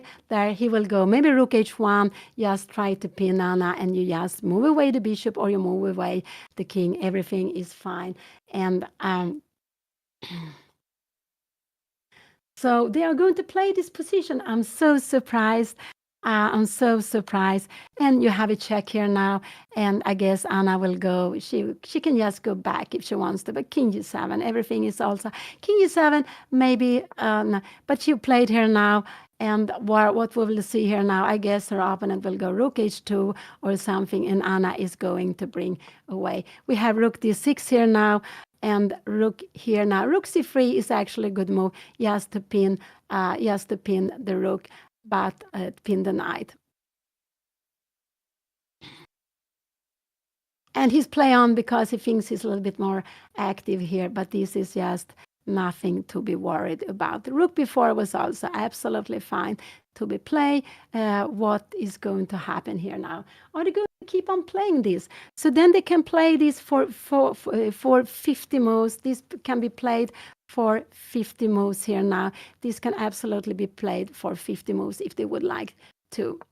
King f5 was played. So king f5 was played. And now if Anna wants, she can go bishop g3. She can go rook b1 also to give some checks. She gave a check here now because after knight e5, she will go bishop d4 and she's pinning the knight. So knight e5, bishop d4 is not really what you want to play. Then it will be a draw immediately. So the check was coming. King g4 was played. King e4 played. And now bishop c, rook c5 would be just an easy draw. Just rook c5, and we are changing the pieces. And we have rook c5 on the board. This will absolutely now finish the game. This will absolutely finish the game. So what a fighting game. There is no way that we can keep all the 4 pieces on the board. It will be a draw. It has been a huge fight. Almost 70 moves. It will be 70 moves on the board or close to 70 moves, or if they are going to make a draw here now. And why? What a fighting game. And here we have it on the board. 69. No, there was, and what a fight. What a fight. And you can see drawing games doesn't have to be boring at all. So after 5 games are played in the match, Anna versus Odin, the score is 3-2 to Odin. So the score is 3-2. There will be another game soon. They will start actually in about half an hour, but I think they will start later. I expect them to start maybe about 3 o'clock p.m. CIT time. I think because it's they have been playing for close to 3.5 hours. They have been playing 3 hours and 15 minutes, something like that. What a huge battle. Wow, what a huge battle. So such a nice, fantastic game we see. And it was have been drama, but I think that Anna has played very nicely in the middle game, in the opening, and then she went a little bit wrong. Her opponent Odin had also played nicely, and when he gets a chance, he takes the grip. But in one moment, he could have a bigger grip, but he changed quickly Anna's knight, and then she was coming out, but she went wrong, and he got the grip. He got these 2 pawns there, but Anna was always playing against him with threatening things. So, wow, what beautiful. I think at any moment, maybe you will hear them speaking. So I think I will say goodbye now for me, and you will listen to the players, and that will be so nice to hear. So I will say thank you for now, and I think they will come out. Maybe we wait a little bit here, but they will be with you at any moment here now. Again, very interesting game. Yeah. I think maybe bishop h4 was a mistake. Because I think rook e8, and I have some problems. If I play bishop g2 or bishop d3, I have some problems with bishop a5 coming. Yeah. No. So rook e8 followed by rook c8. And that's the thing. So you take on c4. If you go bishop g2, because I guess I was worried about bishop g2, but I go rook c8. Then. Yes, I think that. But then I got worried about you doubling your rooks with h1. Yeah, but that's what I'm aiming for. Because that gave me trauma from. Yeah. It's such a similar position. And what gave me trauma is that my king. I almost played king b1, but then I think no, I'm not gonna get mated in some endgame. So I just found like, okay, king d1 is where the king belongs. Like, we were both coming back from previous games with us, but maybe if I take an a3, you go for the rook ending, right? Because I can get knight and rook versus a rook. That's also a draw. But that's I would have no. You would have gone for the rook ending. No. I would have taken the pawn. I would have gone for rook and knight versus rook. Okay. Then I should do that and play on. Yeah, maybe. Probably it's. But I think it's a draw, right? Yeah, it's a draw, but maybe on increment, maybe it's possible to win. I don't know. Yeah, I should have tried that. But because honestly, that's so stupid. I should have tried. I lost.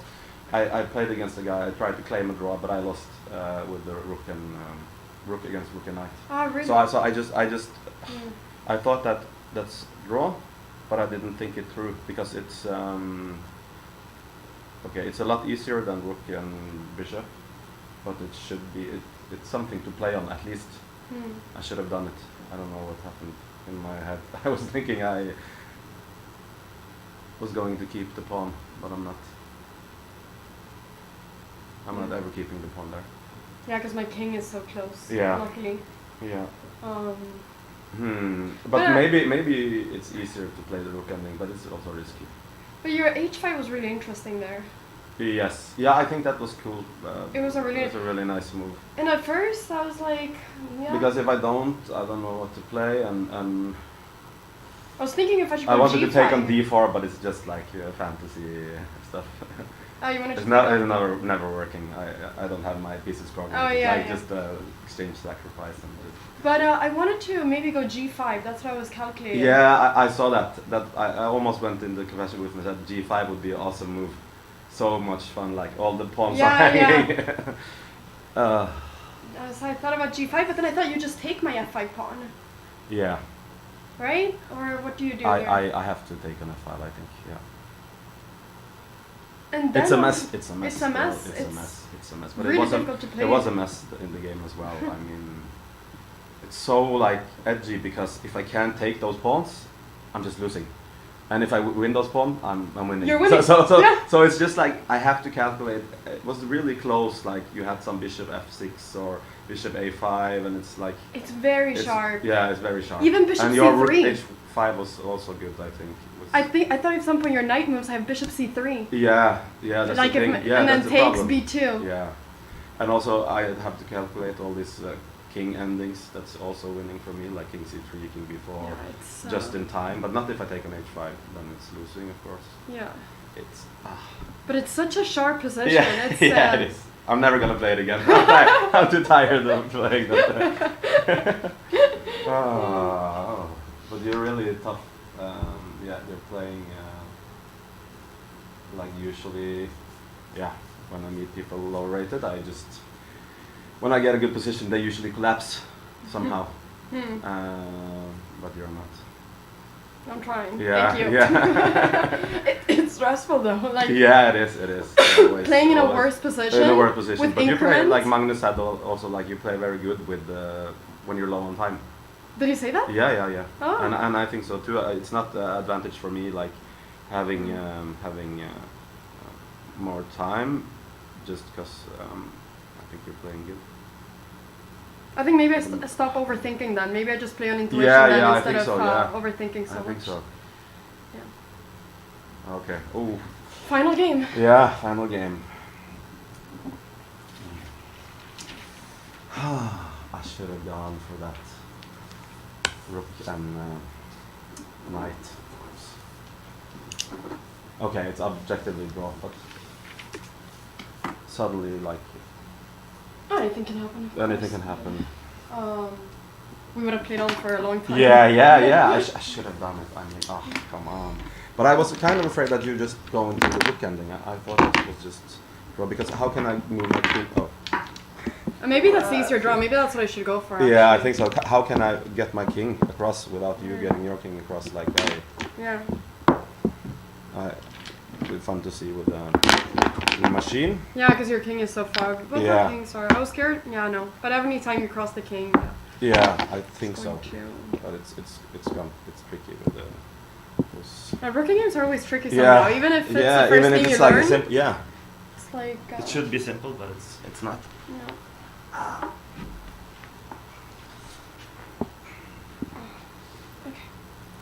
Okay. Confession booth? Yes. Whew. Okay. Oh wow, this Yeah, room is yeah, so the- hot. It's yeah, crazy. yeah. I was sitting during the game like. Okay.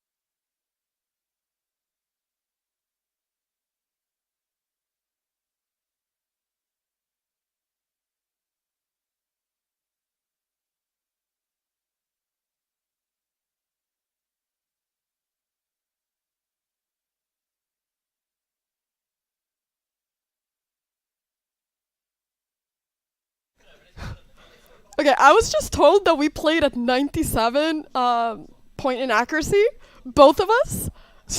What? Someone said most accurate game so far, and I was like, my emotions have been everywhere throughout this game. Like, how has this been so accurate? That is crazy. We almost played a perfect game. That is crazy. Wow. Yeah, I mean, I felt like I was doing fine, and then all of a sudden I lost. I completely blundered my b3 pawn. Like, I knew he was going to take the first pawn, but then I just completely blundered the second, and then I just thought, what am I going to do? But I try to make it as tricky for him as possible, but it's always so hard to play on for so long when you're defending. Like, it's a lot easier to play an attack than what it is to defend, because I knew that I make one inaccuracy and I lose the game, and not only do I lose the game, I lose the match. Like, if I lost this game, I lost the match. So, yeah, it was just, my heart rate is like going so fast. But I'm just really happy that I was able to save the draw. I don't really know where everything started going so wrong for me. Like, after this match, I'm just never going to be scared of being in a losing position again, because I feel like in every single game, I have a worse position, and for 2 hours, I fight on with 2 minutes on the clock. Like, that has been what has happened every single game, and I'm managing to survive. Like, I am fighting well, but, like, can I please just have a good position in the last game? I guess I had a good position in my other white game, and then I blundered. But, yeah, it would be nice to have like a long game of me pressuring him and not the opposite. I don't know what time it is. I don't know anything, but I gotta win the last game to tie the match. It's right now 2.5 versus no, it's 3-2. Yeah, right now it's 3-2. ODIN has 3 points. I have 2. We have 1 game to go. If I win the final game with the white pieces, we will go to Armageddon, because we need a winner in this match. It's not going to be a tie. So there's going to be a winner. There's going to win a beautiful watch. And yeah, I just got to give it my everything to get a win the last game. Like, now I just got to... I can't settle for a draw. Like, I'm going to go all in, even if it means taking unnecessary risks. Although, to be fair, I think ODIN will be the one taking risks anyways. So... because of the way he plays. But yeah, we'll see what happens. It's ODIN is playing really well, pressuring and doing all these sort of things. Yeah, I'm excited for the final game. Also, one point in this game, I looked at the clock and I was like, wait, ODIN is in time trouble. Yes! I was like, he's finally playing on seconds. I was like, now he finally knows how it feels. And I was like, is this how he feels when I have a little time? Because I was hoping he was going to flag. And I was like, he must really every single game just hope that I'm a flag, and then I don't, and get very annoyed at that. But, well, yeah. Gonna try to get ODIN into time trouble again. Okay. We'll be back 2:30 p.m. CT for the final game of Anna versus ODIN. I think ODIN is going to come in here and give you his thoughts as well. But thank you so much, everybody, for watching. We're going to have ODIN here, and I'll see you for round 6, the final round of the match. Also, if you're watching this on YouTube, don't forget to subscribe. I think we're delaying the next round. Okay, we're delaying the next round, the production is saying. So maybe around 3 it will start. We will give you the info in the chat. But yeah, so subscribe on YouTube, and well, you can subscribe on Twitch too, but that costs money. So maybe you can use a Prime if you have one, because that is free if you haven't used it already. All right, everybody, we're going to get ODIN over here.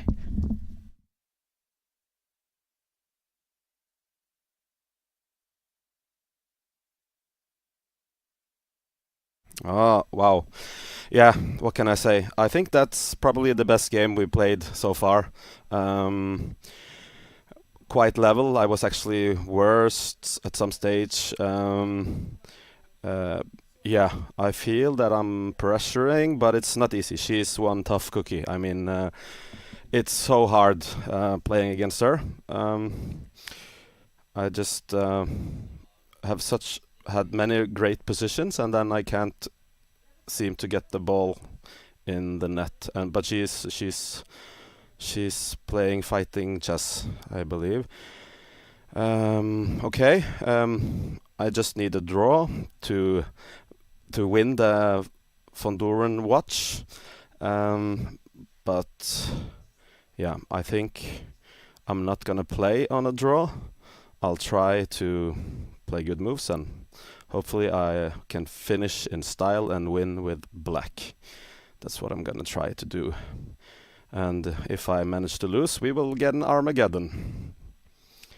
Okay, I think we're starting back in, at 3.